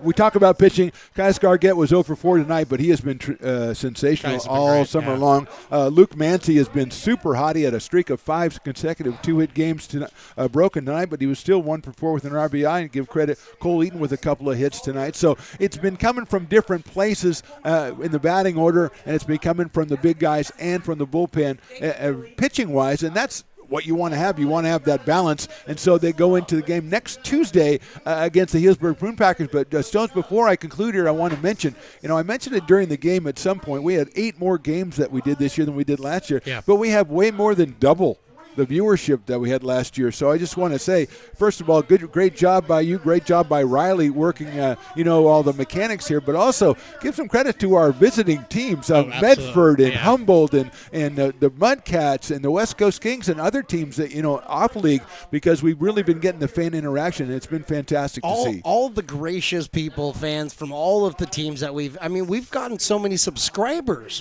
from other teams that they have no business subscribing to us because we show Lincoln baseball. Yeah, we do. But they have jumped on. From the bottom of my heart, everybody watching, everybody listening, thank you very much. You couldn't, without your guys' support and viewership, I don't know where we would be right now, but we sure as heck wouldn't be right here. Absolutely. Our final score again tonight, the Potters win 9-2. They make it to the PEL first ever championship playoff series. Our game, I believe, is next Tuesday. Check the Potters socials. Check, first of all, if you subscribe to Lincoln Potters Baseball YouTube or Stones Broadcast Network's YouTube, you'll be alerted when the game starts. You bet. You might be doing stuff in the backyard or it doesn't matter. You'll be alerted when the game starts, but look forward to that next Tuesday when the Potters take on the Healdsburg Prune Packers. For Mark the Phantom Lowe, for Riley the Engineer, Stones McCoy, Mrs. Stones McCoy, Willie Preston, Lauren, Carson, Nia, all the interns, thanks so much for watching. We'll talk to you next time.